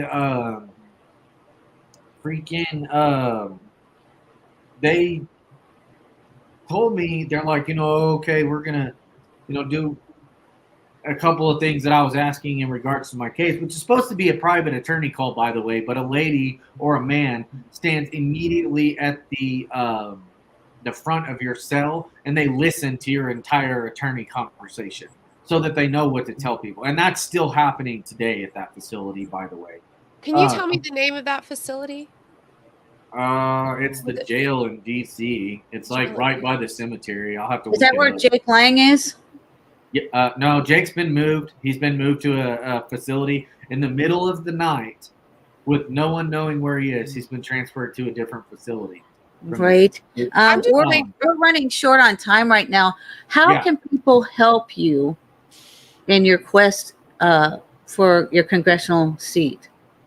Well, the first thing that they can do is call every congressman they know and ask why chemicals were put into my food, and then I was taken out of my cell and raw chicken was stuffed into the water pipe that I was drinking out of in Washington, D.C., and why January 6ers are continuing to be beaten and poisoned and just everything else at that facility. The second thing is that I have a GiveSendGo. It's givesendgo.com/Ryan Zink. That helps me pay for my legal fees, which I'll still need more because I'm going on appeal. And then ryanzink.vote. I reached out to over 4,500 people up to this date, including my own Congressman, Jody Arrington, who, everybody thinks is this great, wonderful stand-up guy. He's not. He's on the Ways and Means Committee. He finds money for the government to spend or throw to Ukraine, and he's the House Budget Committee chairman, where all of our wasteful spending and everything goes to. During this time, he's in charge. Our budget's a disaster, so I could really use the help on getting some funding there. I'm a grassroots candidate. I've managed to run my entire campaign on $7,000. I don't need $3 million. It'd be great to have, but I want it to be $3 million from Patriots and not PACs or lobbyists. Very much understood. And again, what is the website that they can go to other than the GiveSendGo? It's ryanzink.vote. And then if you're wanting to know more about January 6th, I encourage you guys to go to impeachdc.com and condemnedusa.com, because Turnus Evans is another major fighter in this deal. And then we've just recently got back from a summit about sex trafficking too. Make sure that everybody's paying attention to what's going on in your area, because Lubbock is a sex trafficking hub. It's one of the things that we know. It's like the 24th most dangerous place in Texas to live. And it just there's a lot of things to pay attention to in your community. Pray for your candidates. Pray for your country. Thank you both for coming on the Awake Nation. We will be bringing you both back again, and I thank you for all of your service and all of the. I apologize for all of the things that have happened to you, and I thank you both for coming on. Actually, it was kind of last minute. It's been a weird, wiggy day, but we will see you again shortly. Joshua, make sure that you text me, and we'll get you booked again, this time with an invitation sent. Thank you both, gentlemen, for coming. Thank you, Heather. And we're going to take a very short break for our sponsors. And then our next guest who's coming up is Luke Jackson. He's also an author. He's exposing Hollywood, and he had been in the industry for many years. And his book, which is coming out March or April, is Confessions of a Conspiracy Theorist. We'll be right back after this short break.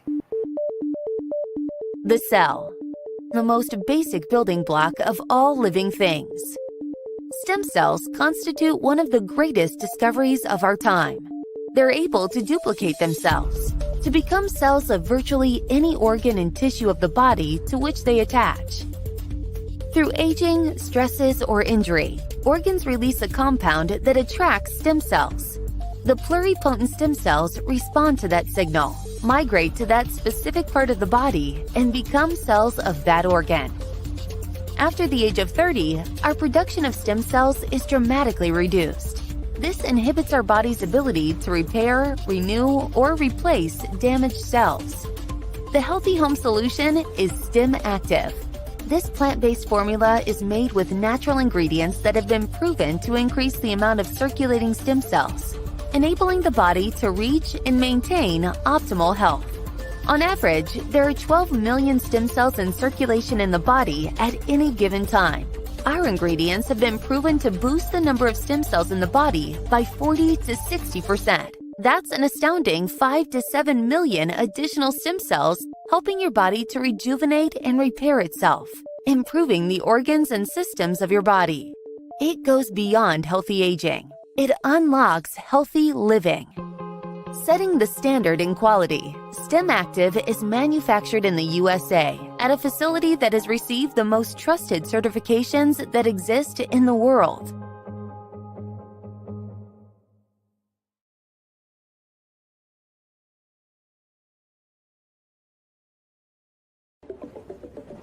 Remember when this was the best delivery method for music?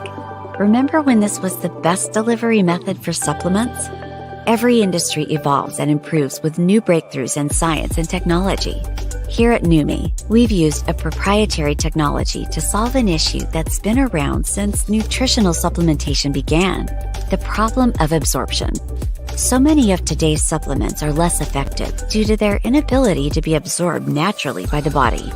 Using our own proprietary Hydrostat nano delivery breakthrough, we reduce the particle size of critical nutrients smaller than ever before, allowing them to absorb in your mouth while swishing for 30 seconds or more. Glutathione is your body's master antioxidant. It's responsible for boosting your energy, detoxifying cells, reducing inflammation, and boosting the immune system. If glutathione is so amazing, why have you never heard of it? Because glutathione is extremely fragile, and if taken orally, it will be destroyed via the digestive process, rendering it virtually useless to the body. Until now, NutraSwish applies nanotechnology to achieve maximum absorption. Now, glutathione and other nutrients can be absorbed simply and quickly by swishing in the mouth instead of being destroyed in the stomach.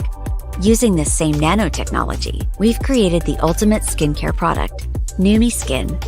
We've been able to achieve unparalleled absorption for key ingredients, including collagen, hyaluronic acid, and more. Some of the top skin experts in the world work together to create the ultimate blend of skin-enhancing nanonutrients, creating the most amazing before and after results. With our nano solution, you no longer have to wait months to experience the effects of skincare and supplementation.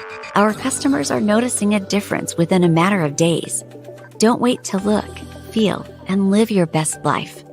A new you starts with Numi.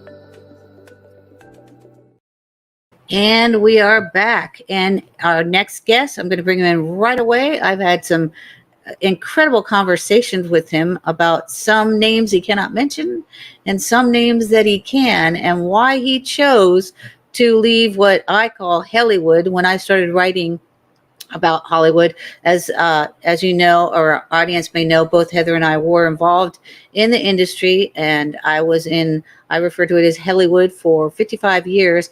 And I started writing under Agent X11 Hollywood Dark Journalist. I have a blog, which I haven't actually written on for like a year, Heather. Can you believe that? You're very busy, Penny. You're booking these amazing guests and bringing people together. And I started another show, which I hope that you'll join us on the other show. It's called Beyond the Box, and it is with Suzanne Hott and Brenda Lankarge, a retired police officer. And it premieres Fridays, and it is a PM show. It appears, Luke knows exactly why I'm laughing, and it appears from 9 p.m. to 11, and that's Central Time on Fridays, and then also Saturdays. So with that, I'm going to bring in the famous Luke Jackson. Luke, thank you so very much for joining us. I know you're laughing because you're like, it's AM. I'm like, yes, it's AM. I always watch you guys in PM because my kids are in bed, and I'm like, all right, this is the time. All right. So where are the kids now?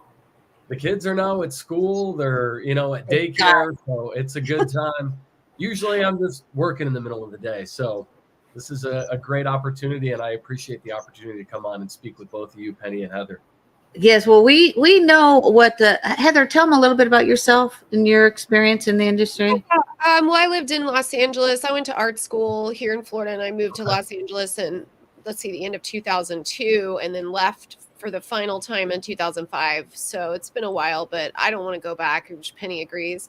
Yes, and Heather's also a singer like myself, a recording artist. She's also an author. She wrote a book called AI 2030, which is phenomenal. It's also on Amazon. And stuff about LA in there for sure, Yes, and she started writing because she was involved in med school. Were you not, Heather?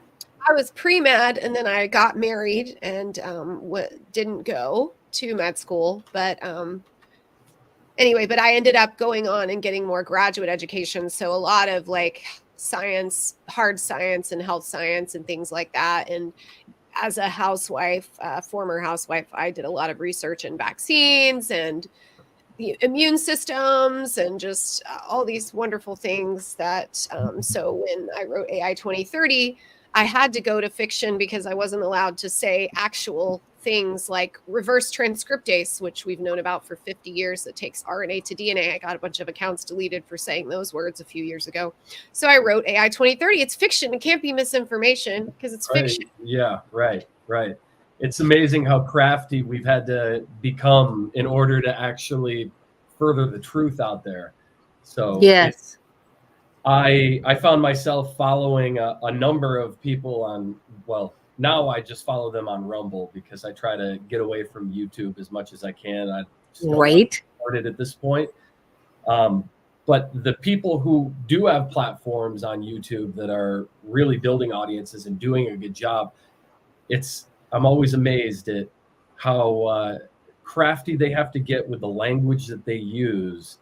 Yes, David actually was kicked off of YouTube, Luke, at 250,000 followers, and now he was advised to go back on there. So we were only doing a news segment, and I had to prepare for two news segments, one which was different for YouTube, and David just said, you know what, I'm done with that. They gave us a strike because we showed Epstein's brother came forth and said that he believed that he was murdered.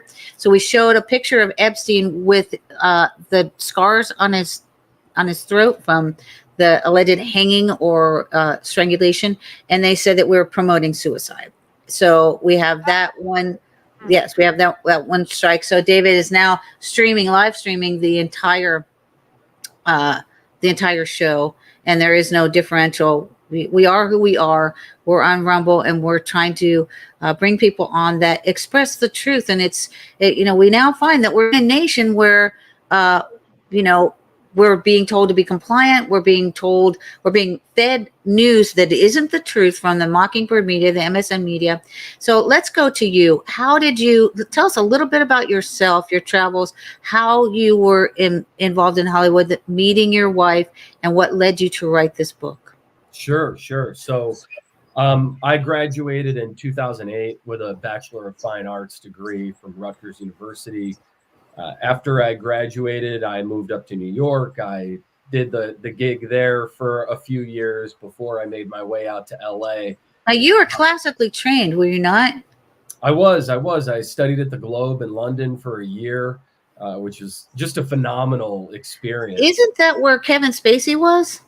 It was. And I've got some, well, not firsthand personal stories about Kevin Spacey, but somebody that I knew in the program did have an encounter with him. We did see him on stage at his theater there. I don't remember the name of his theater at this point in time, but we went and saw him in a show called The Moon for Misbegotten way back when I was in school. So definitely, had some close encounters with K-Pax, as I like to call him. Were you shocked to find out that he had been held? He was kicked off the House of Cards because of all of the rampant allegations. But what I found interesting was that the people that litigated against him ended up dead. I was shocked to hear that as well. And really, it's disappointing, right? Because when you start to connect the dots of all these things that are happening in Hollywood and the people that are involved, the people that were on Epstein Island, the people that were on the flight logs, the people who are involved in the Satan worshiping, quite frankly, it all becomes very clear, right? If you're just willing to connect the dots and not make excuses for, why somebody is dressed like the Baphomet in their music video, right? They are telling you who they are. And Kevin Spacey was defended by Elton John, who Elton John did a commercial with Little Nas Satan Shoes, who Little Nas Satan Shoes started out as a country singer. Then he came out and said he was gay. And the next thing, he's pole dancing and ripping Satan's crown off and strangling Satan and taking his place on the throne. And then he also sold his Satan shoes with blood in them. He sold them out in like 60 seconds or less. I don't know, 6 minutes, right? And I think, I'm not sure what the price was. It might have been $666. But they sold out and then there was the litigation against Nike, which actually Nike wasn't involved in that. They utilized a Nike shoe, but so where does the litigation fall upon these individuals? And they're all intermingled, and it goes back again to Kevin Spacey, who then Elton John shows up in court. I don't know if he showed up or Zoom or whatever, but he defended Kevin. Yeah, well, you're seeing something similar happen now with the case of Christi Tasker, or if I'm pronouncing that name right, and Ashton Kutcher and Mila Kunis coming to the defense of Danny Masterson, who was just convicted and sentenced to 30 years in prison for rape. I mean, this is who they are. Right? Yes, under the bridle of Scientology as well. And Aston at one point had a girlfriend that I believe she was murdered, and he did enter the house. And then when he exited the house, he called Masterson, who was a masterful handler, to advise what should I do. And then he went to a party. Did you just say Masterson was involved with Scientology? Yes. That is just, wow. We have an individual who's on our show on Fridays. His last name is Press, and he thought Scientology was a good thing. It was the fad, all the rage in that day.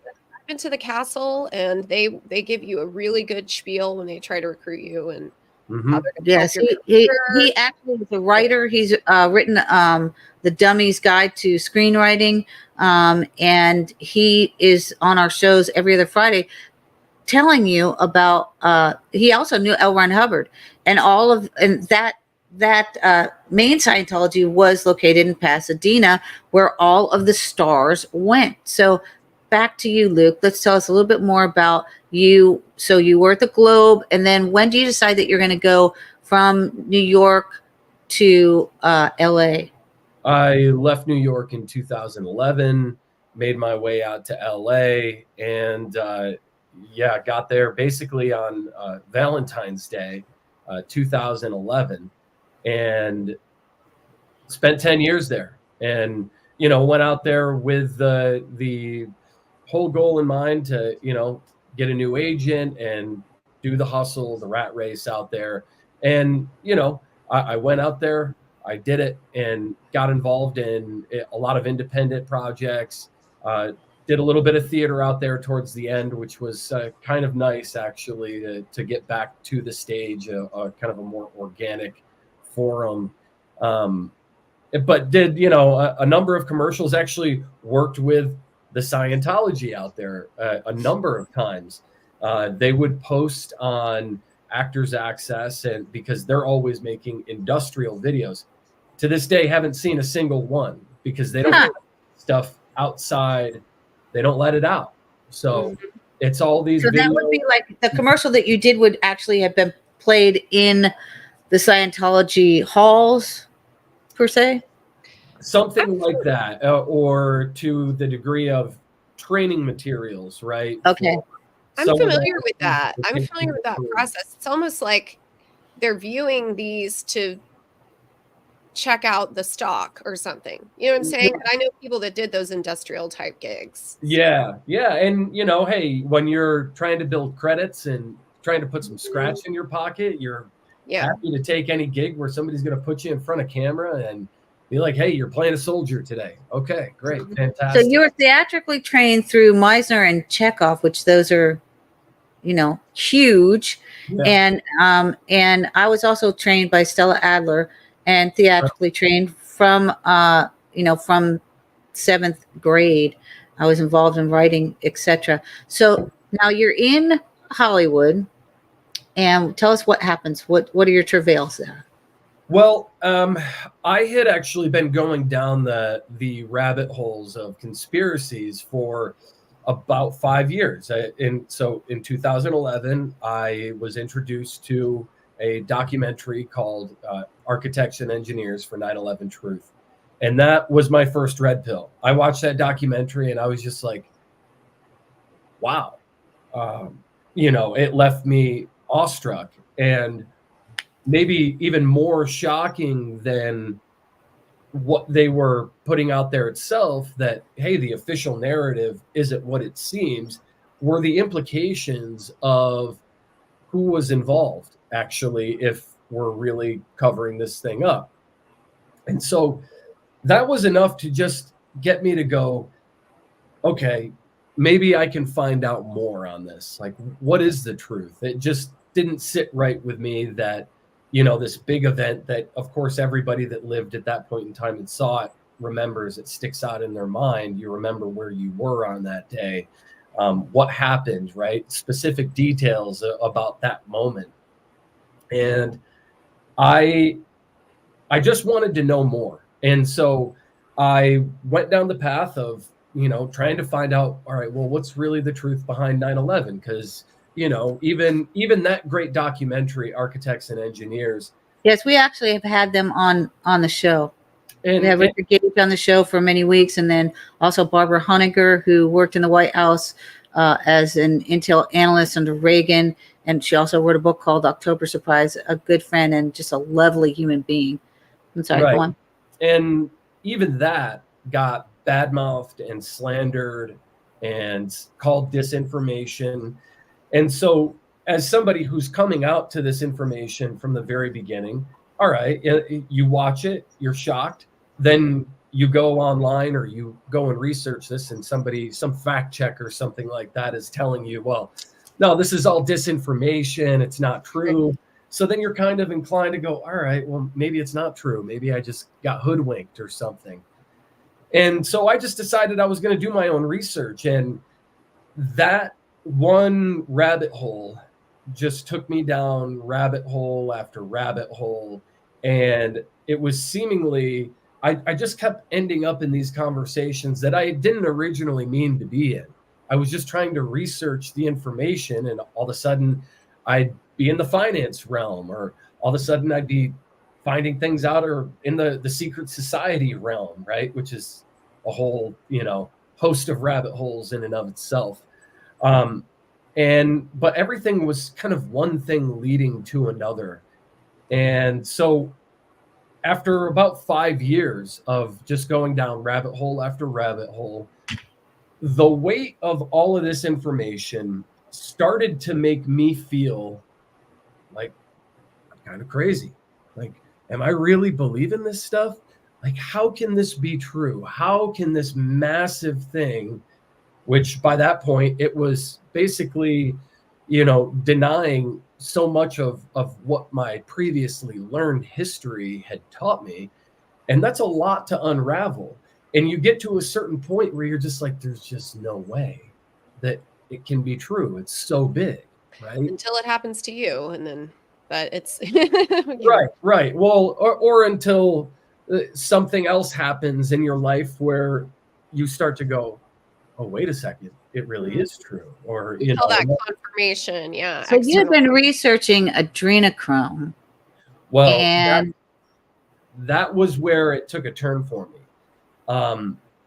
One night I ended up down this rabbit hole that I never knew existed. I had never heard that word, never knew anything about it. And when I went down that rabbit hole, I was shocked, mortified, horrified, and also scared, because I was a lot of what that drug is connected to specific people in Hollywood. And when I was finding this out, I was just, the cognitive dissonance and the desire for that not to be true was so strong. And I was just like, this can't be true. It's like your heroes, right? Like you mentioned Kevin Spacey, phenomenal actor. Yes. Right? I'll just leave it there off to the side for now. We'll just phenomenal actor. But beyond that, I don't know, right? I can't say for sure, but I have suspicions, and we've all heard the rumors here about the things that he's been involved in and some of the things that happened on Epstein Island. The rumor is he got kicked off Epstein Island, right? Yes, because it was so egregious that it was even too much for those individuals. Oh, wow. I haven't heard that. Wow. And how terrible do you have to be to have a group of individuals like that basically say, no, buddy, we don't want you to come back here. Right.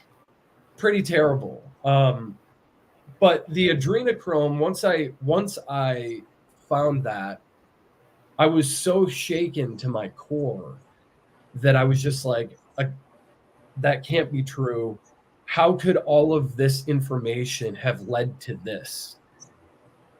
Why is this the information that I'm coming into? And again, my cognitive dissonance was very strong. And also, I was not at a point in my personal development or my life where I was ready to just go, you know what? Screw Hollywood. I'm going to walk away from this right now. But now you're enmeshed in it, thoroughly enmeshed. When did you meet your wife, and what did she do? I met my wife in 2013 or 2014. We met on set. We had a kissing scene. I invited her over to practice, and the rest is history. Right. Yeah. That must have been one hell of a practice session. It was a good session, but we met, and just, her and I were like peanut butter and jelly. We really get each other. She listens to me talk about all this stuff with endless patience. And she's not the type to go out and search for this information. She doesn't watch any news. It's just not her, it's not her thing. She's not a mainstream newsie or anything like that, but she'll listen to me, and she'll kind of get her updates on what's going on in the world, through me, through some of the information that I'll share with her. And I love that about her. And for me, knowing and having gone down these rabbit holes so deeply, there is a big element there that, as a husband and as a father, you want to protect your family from this So at one point, you did get some verification from somebody pretty high up that adrenochrome was real. Did that start you? Did you drop your research and then say, "Oh crap," and start it again? That's right. Yeah. So after that night, I just went, "This can't be true. There's no effing way," and I turned right around and walked out the rabbit hole I came in, and I dropped all my research that day. Again, it was already sort of compounding on my psyche at that point. Like, how could I be believing all this stuff? All this stuff is connected, you know. But the adrenochrome, that horror was just enough for me to go, "Look, you're way off track, Luke. Right? Just go back to being an actor, right? Refocus yourself." So that's what I did. So for the next 4 or 5 years, you know, my wife and I, or she was my girlfriend at the time, we got married, we had 2 kids. You know, I got my life back on track in terms of being refocused and doing stuff in Hollywood and getting on stage. And then COVID-19 happened, right? And so 2020 comes around, and I haven't touched my conspiracies in 4 or 5 years. But then COVID-19 happens, and, you know, all of a sudden the conspiracy antlers start to come out. The antennas start to come out, and you start to go, "Well, what's going on here?" So, you know, initially being in California, living in LA, I mean, I was probably one of the first people to actually put a mask on, you know, have gloves on. My wife is pregnant at the time. I've got a 2-year-old daughter at home.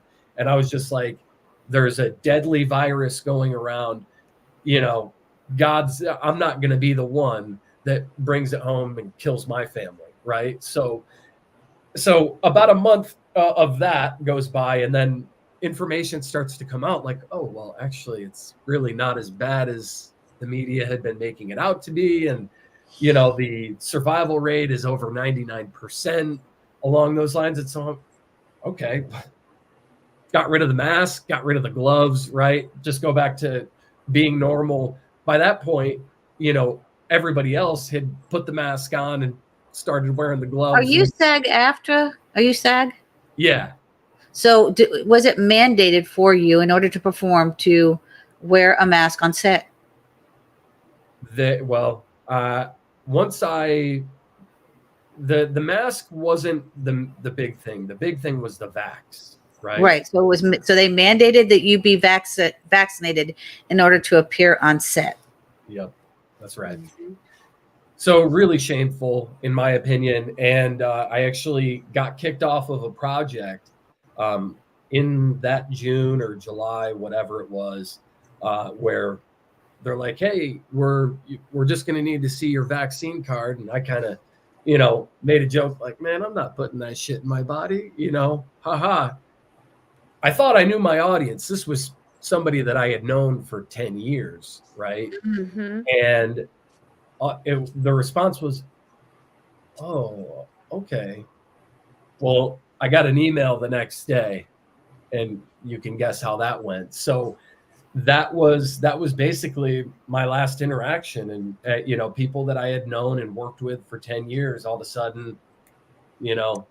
Do you regret taking it, Luke? Do you regret not taking the vaccine? No, not even a little bit. I haven't met anyone that does. I have a question for you now. This was a subject that, because there's a plethora of rabbit holes we can go down, but you and I were talking, and I asked you about Jared Leto, and I said that he was actually he had purchased Lookout Mountain Air Force Base, which was a World War II military base, and it was off of Wonderland Drive, and we also discussed the Wonderland murder. So you told me an interesting story about Leto. Yeah. We, my wife and I, and along with, I don't know, another 3 friends, we all went and worked at his house there on Wonderland Drive for a Halloween party. And let me tell you, it was unlike any other Halloween party I had ever been to. You know, I mean, he's got the money to hire actors to come in and, you know, have a haunted house there at his house. And of course, it's very big. And so basically all the actors and everybody were down in the basement. having the haunted house down there, and the visitors would come through, and we'd jump out and scare them, or whatever. But there were a number of things that sort of, in my opinion, kind of were bizarre beyond it being Halloween, right? You can write a lot of weirdness and scariness off on Halloween under the guise of, well, it's Halloween, right? But I actually abandoned my post at one point and just said, what, heck with this, I'm going to go up to the party. So I abandoned post, walked up the stairs, went into the party, and the party's there in this very large, almost like a ballroom with a Masonic floor on it, and Jared Leto's walking around dressed as the Pope. And he's got what I could best describe as concubines walking around that are getting down on their knees, kissing his hands, kissing the rings on his finger, and this and that. And I mean, it was a show, right? I again, there's a lot that you can write off under the guise of Halloween and all of that, but I think that might be by design to begin with at this point. Were there any other things such as semblances of bondage or? There was bondage. There was, somebody all wrapped up in leather straps, totally nude. That was part of the downstairs basement, scare fest, was that you could sit there and watch this, nude female tied up in leather straps and everything, essentially inflict pain on herself. Did you think that was odd at the time for a Halloween party? Yeah, I mean, I did. It was something that just felt, again, striking beyond it being Halloween, right? In your research, did you then realize that Halloween is one of the most satanic holidays from the 13th to the 31st, because the 13th is 31 backwards? Did you realize that? My knowledge of the satanic worship and the satanic religion grew over the years after that. So I did later learn about the satanic calendar and, the 13th to the 30th, but, or the 31st. But at that point in time, again, this was, gosh, what year was that? It must have been 2013, 2014. I'm about 2 or 3 years into my rabbit hole research, and you start going through these phases where you don't know what to believe, right? And right. Yes. Research is very much tied to secret society, which is very much tied to Hollywood. And it's not until you really have this stuff put in your face in a massive way, where you can really see hundreds of actors and musicians and singers doing all of these same symbols and rituals. And the video actually that really put it into plain view for me was a video by a guy named Eltion Childs. Have you ever heard of him? He won a show called The Voice in X Factor in Australia. Yes. And he was a former Freemason, admitted former Freemason, and this guy put together a 5-hour plus video. Oh, I saw him. Yeah, I know what you're talking about. Yeah, so it's incredible. Can I ask you another question back to Jared Leto's party? Because I went to a Hollywood party in the hills as well at a very famous rock star's house who at the time I didn't realize was also well known for Satanism. And I don't remember all of that night. So there was a back room where people were going that I didn't go to, not for the part of the night that I remember anyway. And so I'm wondering, when you mentioned this basement or whatever, Jared Leto was that a separate area in the party that was like a VIP area where you wandered into, and there was like a main party area? Is that what you're describing? So certainly the actors and the hired help were kept downstairs in the basement. Then the party, which was happening upstairs, that's where the circus was. And then there was a door that went beyond that where Jared would go, and I don't know what happened. He would disappear into that area as the host of the party. Yeah, that's something similar to what happened to me. So do you feel like these houses in the hills or wherever it was are kind of designed that way? Because I know I'm sure you've heard, and I've heard Hugh Hefner, he's got the tunnels under there and all of that. We've seen I don't know if you guys have seen the videos of the caves underneath where he has the parties. Yes, there's an actual woman who was married to Hugh Hefner who's now written a book about her experiences with him and as a sex trafficker and an individual that was not of any quality as a human being on the face of this planet. And she verifies, yes, indeed, there were tunnels. So there's allegations that those tunnels lead to some stars' homes, and then also allegations that it leads to a cloning center, which is in that region. And Kevin Spacey's brother was interviewed by David Zublik. His name is Randy Fowler. The Spacey name is Kevin's middle name, which was the mother's name.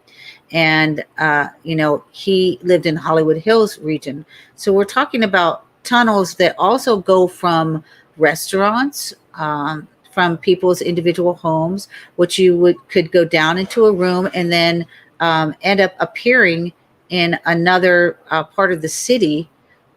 And, if you were to, say, kill someone or eat human food, you would be able to just escape through a back tunnel. Now, the Lookout Mountain, I believe Jared had a house before that. The Lookout Mountain is not, it's off of Wonderland Drive, which that's where the Wonderland murders occurred. And the Wonderland murders also involved John Holmes, who was, he was in the pornography movies. And then Eddie Nash was a cocaine addict who actually fueled many of the individuals that were there. Some Hollywood names, which I'm not going to mention at this time, but that were most assuredly involved with Eddie Nash and his endeavors. And Eddie Nash, I believe, was also involved in the Iran-Contra scandal, in which we were pumping coke into our communities. Do you have any knowledge of any of those things I mentioned? I can't say firsthand. What I can say is certainly the house was big enough that room certainly could have existed there in the basement without my knowledge. I'm grateful that I didn't see anything like that. I certainly don't know what I would do to even see something like that, or to walk down into a tunnel like that. But I am aware of their existence. I don't have a firsthand account of that. Well, we know what happened to Stanley Kubrick after he made Eyes Wide Shut, exposing some of what it sounds like what you described. Yeah. And the last person that he was in contact with was Cruise, Tom Cruise. And then he ended up dead in his bed. Geographically, they're in the hills, right? So when you're like in Florida, we don't have basements because the water table. But when you're in a hill, I actually did have a basement. I did have a basement, Heather, but they're very far and few in between. You can definitely have a basement because sea level of the hill. So as far as I'm concerned, everything is up for review, right? I've learned enough by now to know that the history that we're being taught is inaccurate at best, and that everything is up for review. Now, I'm not a flat earther, but if you were to ask me, is Michelle Obama a man or a woman? I would say, I think she's probably a man. So I'm at that point, right? So what was the final breaking point where you and your wife said, no, we're done with this town, we're going to move and I'm out of the business? And then when did you decide to write this book? Yeah, great question. So let me take this back a little bit. So I left my research behind around 2014, 2015. 2020 comes, COVID happens. that started getting my conspiracy antennas, coming out a little bit. And then, well, actually, previous to COVID, what was what? Epstein Island, right? Yeah. The release that Epstein Island. So within 3 to 6 months that Epstein Island was discovered and became public knowledge, COVID-19 happens. Okay. Then after that, what happened was the election, right? 2020 election comes. That causes me major cognitive dissonance because I went to bed that night at 1 o'clock in the morning going, we got it. It's a lock. Right. And woke up the next morning just like, what the hell happened? Right. I quit All of a sudden, 1 million votes came in. Yeah, right. Ballot numbers.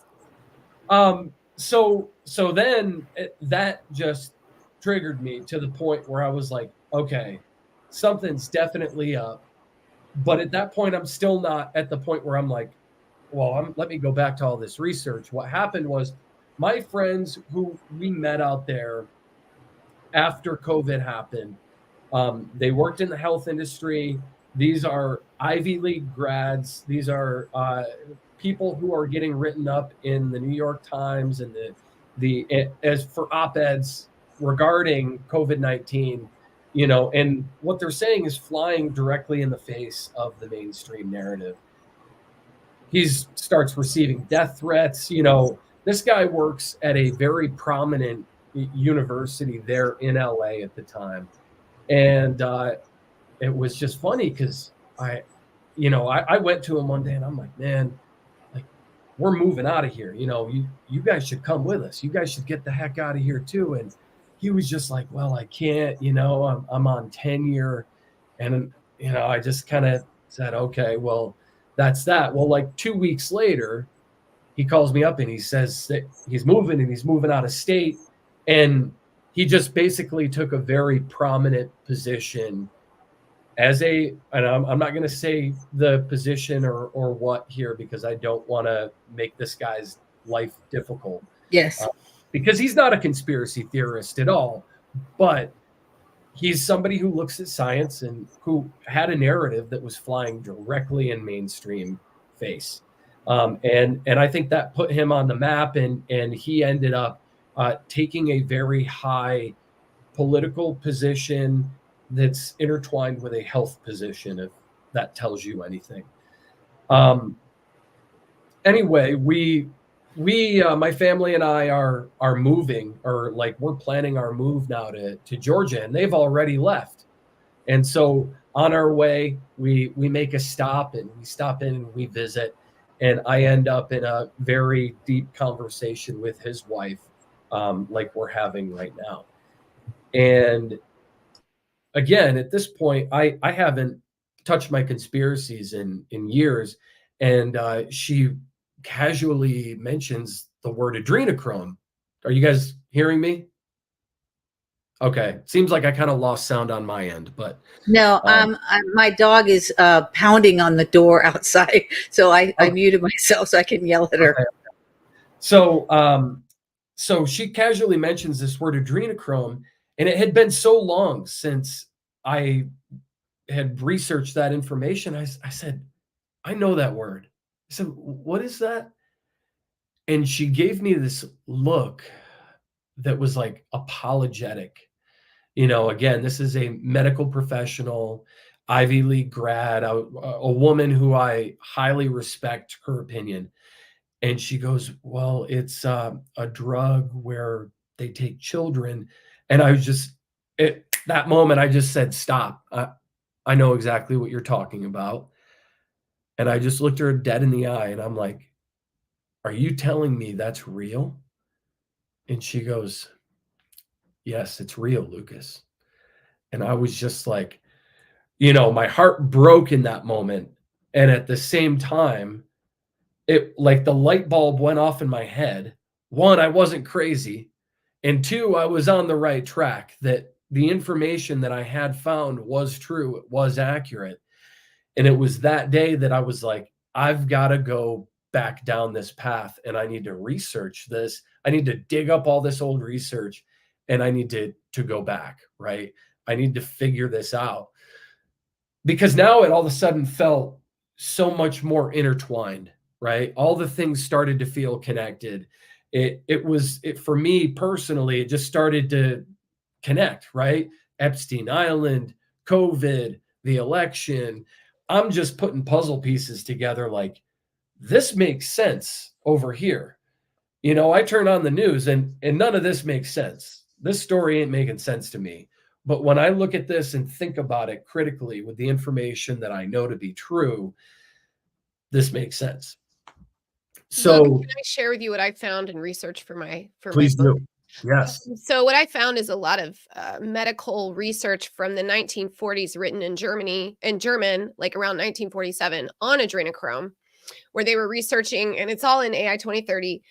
It has hemostatic properties, which means it prevents blood clots. So we all know what COVID-19 does. It causes blood clots. So in my sci-fi novel, the elite controllers are using it as a cure for the problem that they released for their predetermined solution that they're trying to force on everyone, because it actually helps protect them from this thing. And so, but in real life, there are a lot of medical studies on it from the 1940s that were, seems like Nazi related studies or something, because they're in the like slightly post World War II, but in German, which is weird. And I couldn't get them translated. I could translate a little bit. Of course, we all know about Project Paperclip. So go ahead. I just had to throw that in there for the audience. Yeah, there's a whole treasure trove of information on adrenochrome. I mean, Aldous Huxley wrote about it in his book called The Doors of Perception. And from my research, I mean, this drug, maybe it wasn't always called adrenochrome, but this type of research dates back to time immemorial. You know, it ties in with people looking for the fountain of youth, right? And even today, you don't have to look any further than your local med spa who does blood platelet therapy that they call young blood therapy, to know that one, there's science behind this, and that is legitimate. And two, you know that it's been taken further than just the young blood platelet therapy, which I always look to my friends and go, well, can you tell me where all the kids are that are lining up to have their blood taken so that some old person can look younger?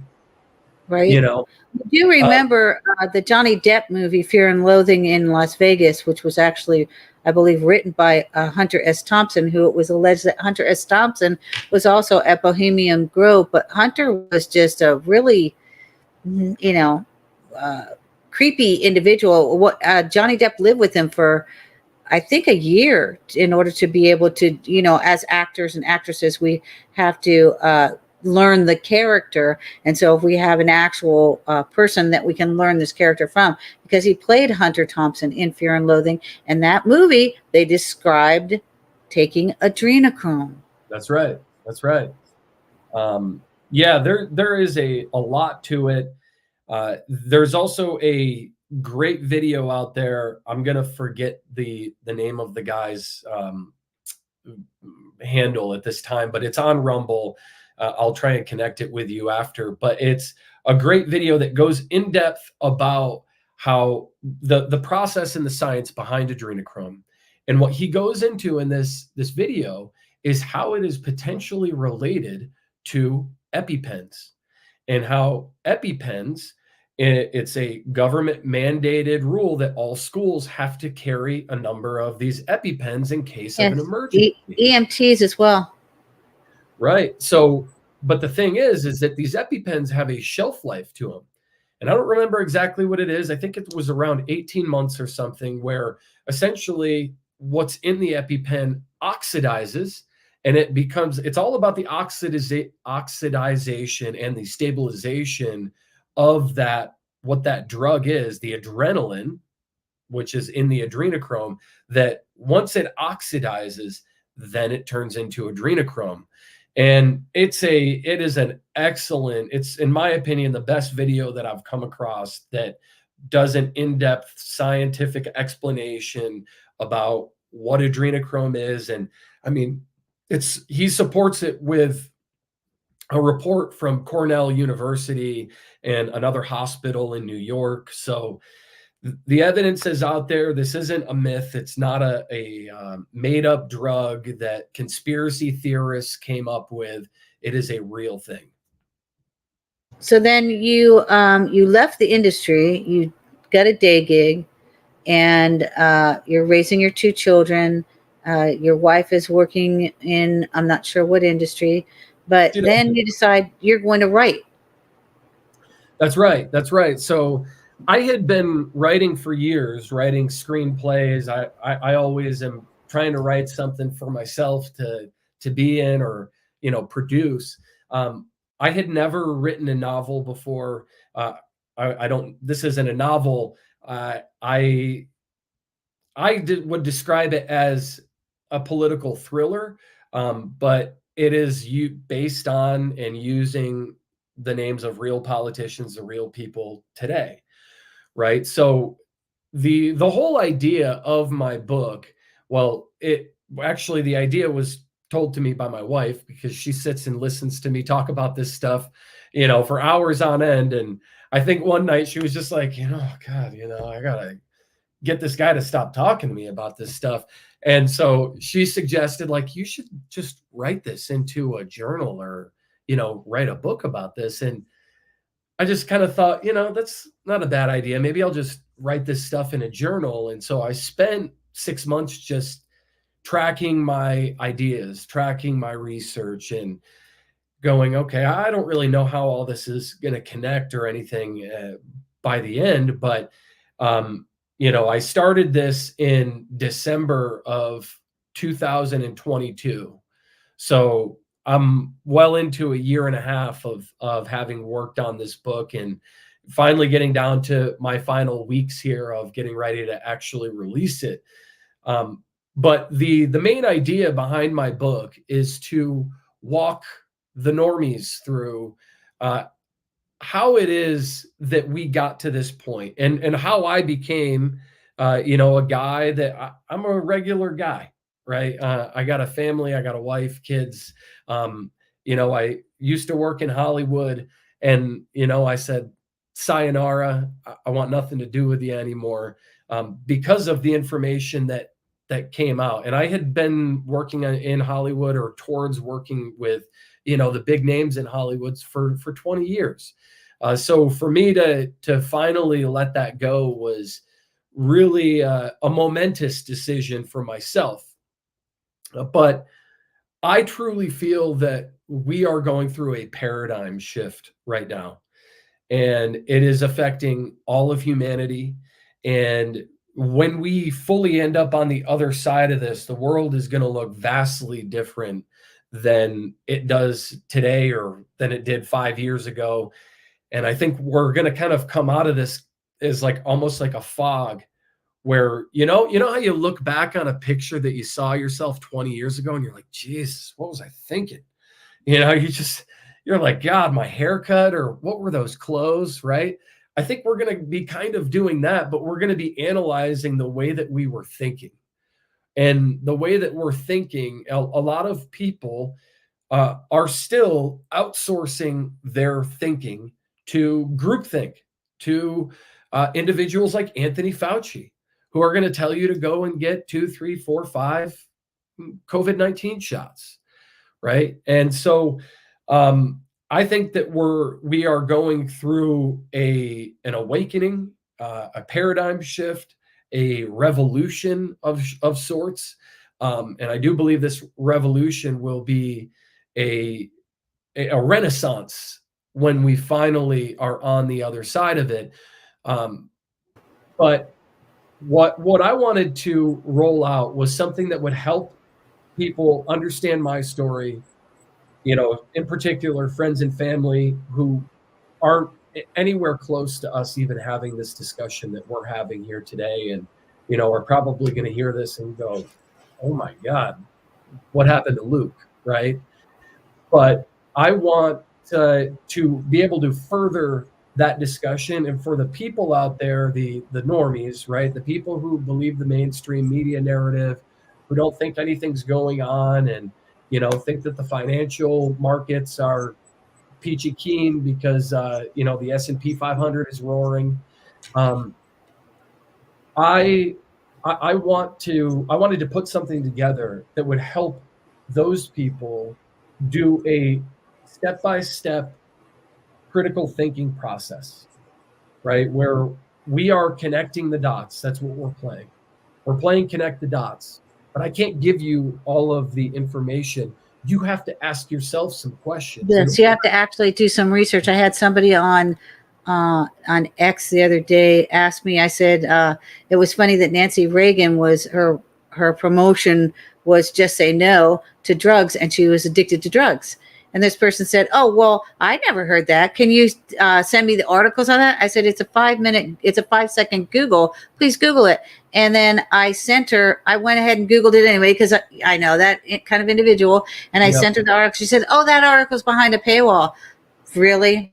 Is your Google finger broken? Can you not actually take a search for yourself and Google this particular? So I sent another article, and then knowing that type of individual, I just block them, because some people will research, some people will not.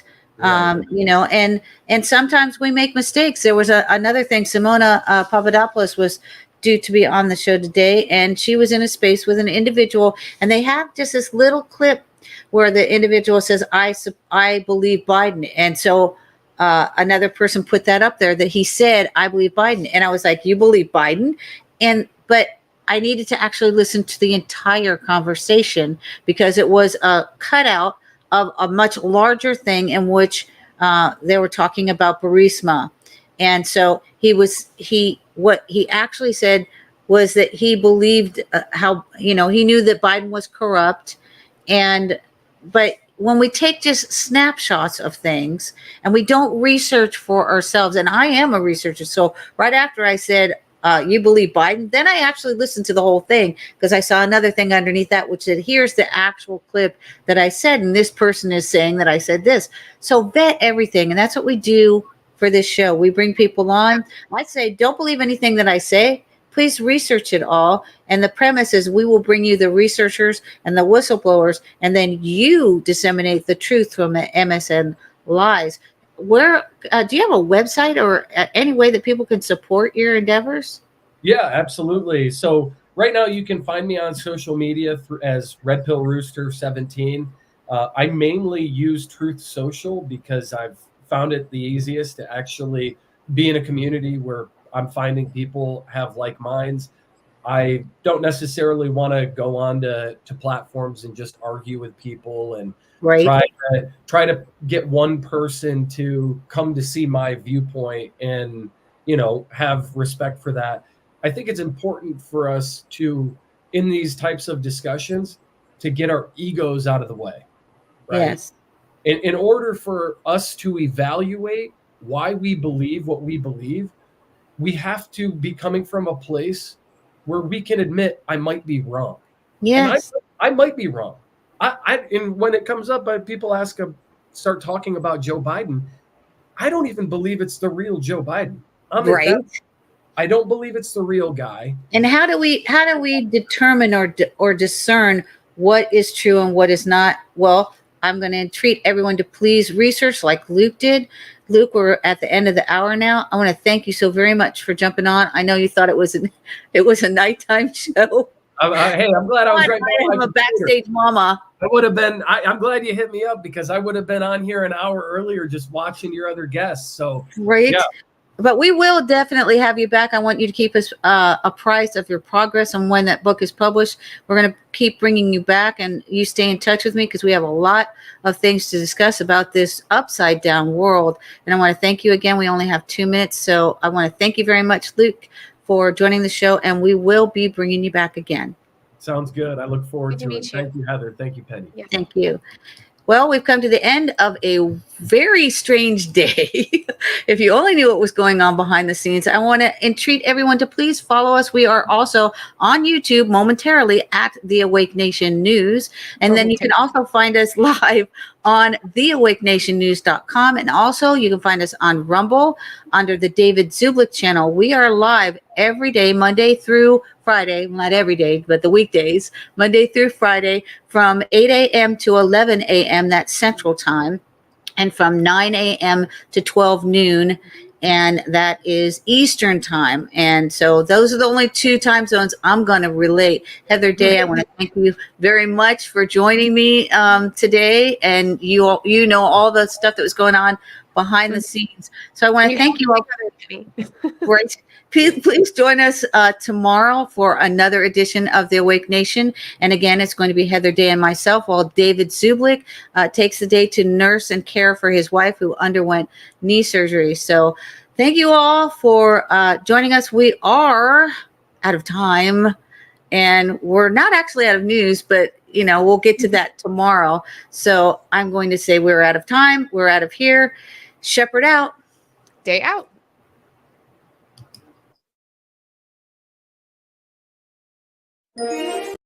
I did it again. What is wrong with me? Okay. Not really. We were just kidding. Here we go.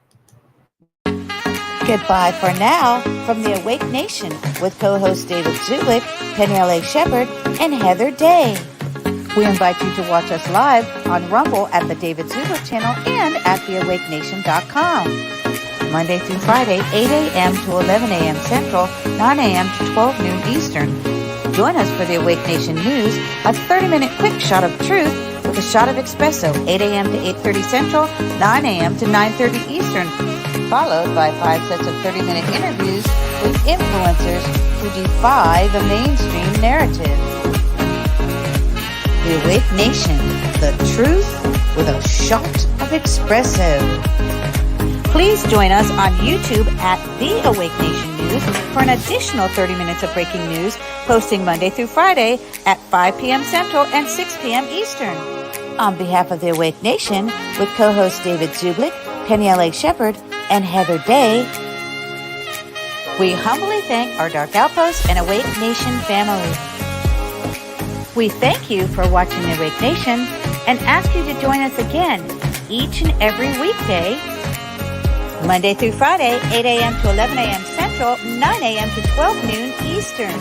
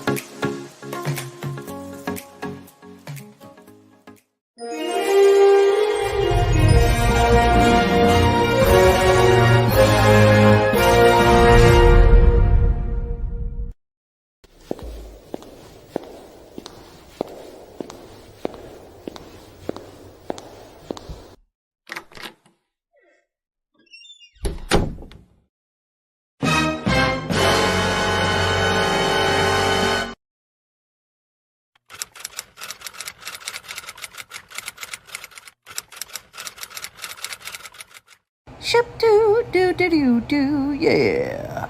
Ship doo doo doo doo doo doo doo. Ship doo doo doo doo, yeah.